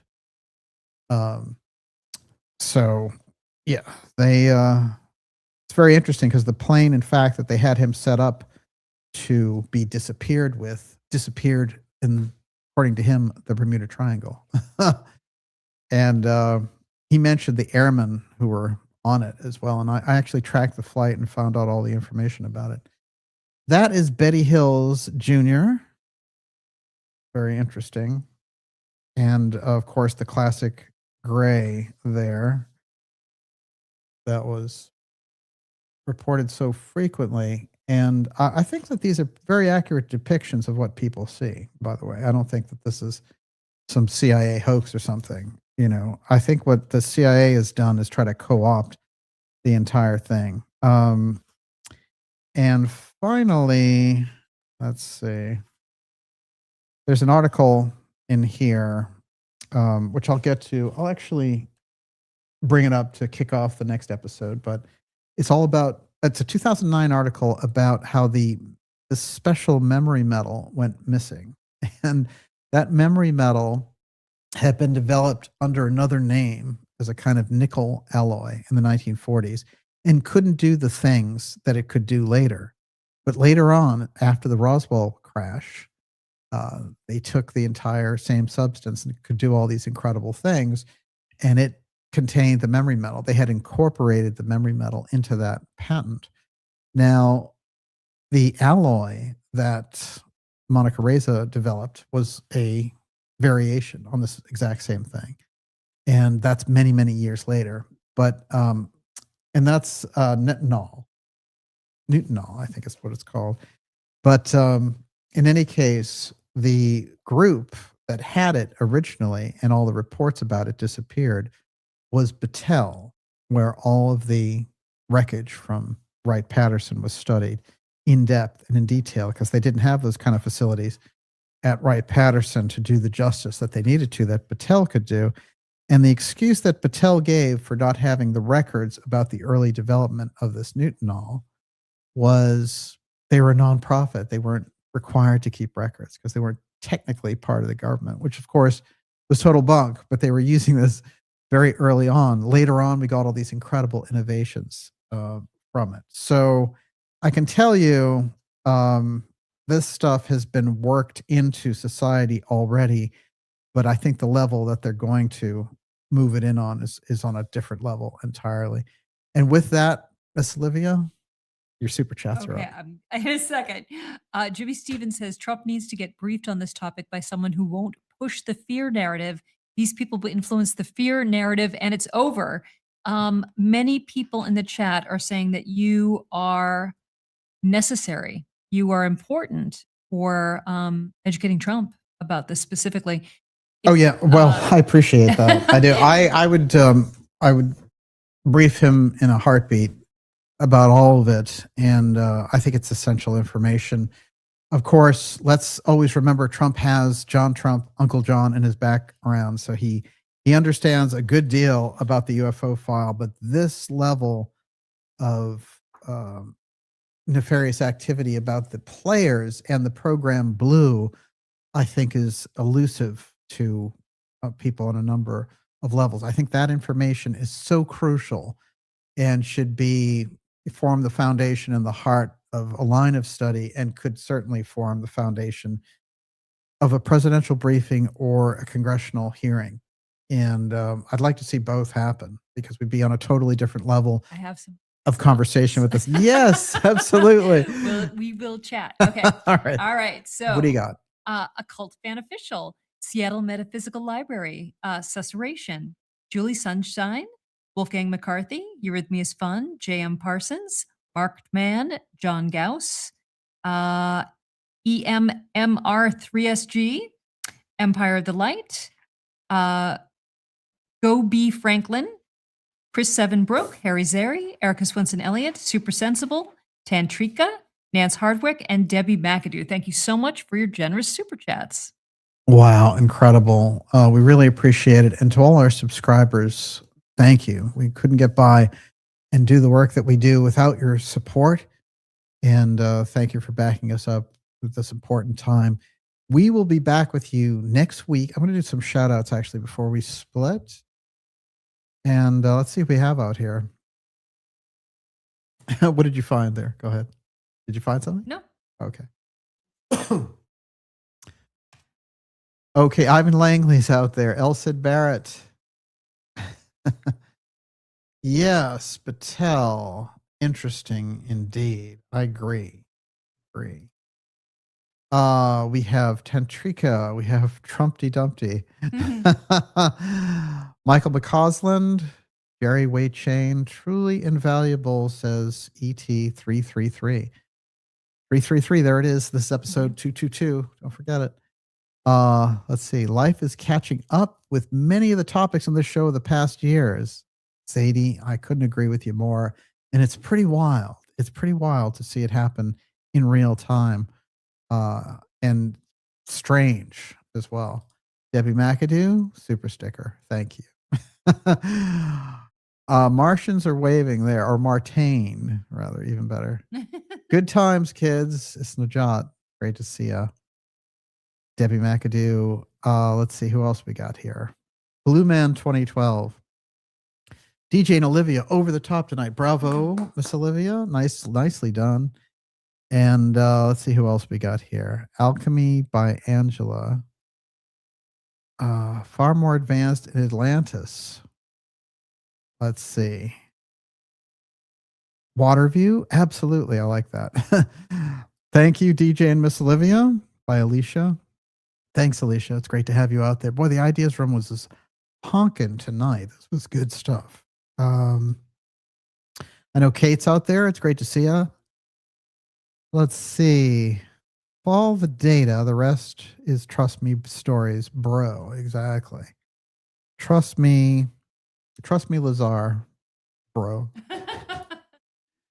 Seems like Marconi Corporation half century ago. Exactly. This is exactly the pattern.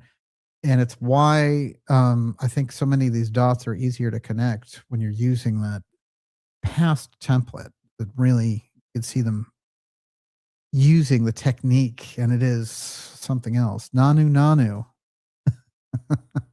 Indeed. Great episode. John Gauze. Thank you, sir. Thanks for being here. Fantastic crowd. Let's see. Who else we got here? Paradise surrounding Lilliput. Indeed. It's very almost Arthurian there. Good night, everyone in the Ideas Room from the Pizza Shuttle Oven Pit. It's Johnny Ricardo. Yum. Yes. Yeah, pizza would be fantastic. I'm in Arizona. It's earlier here, DJ. I can't wait to hear what you shared. Well, Debbie, let us know what you think in the comments. It's great to have you with us. And you always make great comments. So thank you for being here. Boy, what a fantastic group tonight. And we have so much more to put over the top. But hey, listen, boys and girls, we've been doing it. You guys are helping put the story out there and over the top. The president himself is talking about the missing scientists, and that's remarkable. We brought the story forward here back in January, and now it's really hitting it. And I think people like Alex Jones also deserve a lot of credit for, you know, really doing some great shows with me and knowing the right questions to ask things. So we've had a great time. We have more stuff coming up with Alex, of course. Great show. Gay used to mean happy. I never met one happy gay person. I don't know if I could agree with that. Ivan Langley, I make memory metal on my guitar. Yes, isn't that true? Thanks, DJ and Olivia. Jolly good show. Many blessings. Good night, all. Chantrico, fantastic. I remember metal. Wow, there's a lot of metal themes there tonight. I think people get the memory metal. Everyone, thank you so much. Tina Boric is there? Yes. Tina Boric's husband Yes. has pancreatic cancer, and she's asking for prayers. Oh, Tina, wow, incredible. I will tell you that Tina is such a great spirit out there in the Ideas Room. Fantastic. And look into Ben and ivermectin immediately. Oh, my goodness. Absolutely. Wow. Thank you. It's great to have you with us, Tina, and our best. This is one of my favorite YouTube shows. Thank you, DJ and Miss Olivia. Moni Sunshine. Thank you, Moni. Moni. Who is John Galt? Exactly. Just a little bit of John Galt. Good weekend to Ideas Room. Fantastic. Who gets the last word here tonight? Let's see. It's our friend Kat Goida. It says, when is your next visit to AJ's show? Well, coming up pretty soon. I'll put it to you that way. And yeah, you can expect it real soon. And DJ's inspiring me, the gentlemanly way he communicates these ideas, whereas I'm kind of wild and crazy. That's a hearken, be who you know, be your best self for sure. And wild and crazy can be good sometimes. Thank you, chat room allies. It's Ideas Room allies. We know it's true. Fantastic. Everyone, thank you so much. What a great crowd all of you were tonight. And we'll see you all next week. If exciting news is breaking, we'll be there and we'll be presenting reports on this. And you'll see us next week in any case. But, you know, it says end broadcast, but after all, never really ends. It never really ends. And never let it be forgot. Once there was a Camelot, and there could be again that great memory of our president, 35th president of the United States, President John F. Kennedy, and his incredible work to make the world a better place and to make space a peaceful domain. What kind of a peace do we seek? Not a Pax Americana enforced on the world by American weapons of war, but we cannot find ourselves in a situation where we fight a war where even the fruits of victory would be ashes in our mouth. President Kennedy speaks across generational, and his words echo through time and space to the point where we are now. There's no question about it. And he saved the world. And he said, in the final analysis, we all breathe the same air. We all worship our children's future. We all live on this small planet, and we are all mortal. So, President Kennedy, great thank you to you, sir. And we will see you all next week. God bless everybody. Have a great night.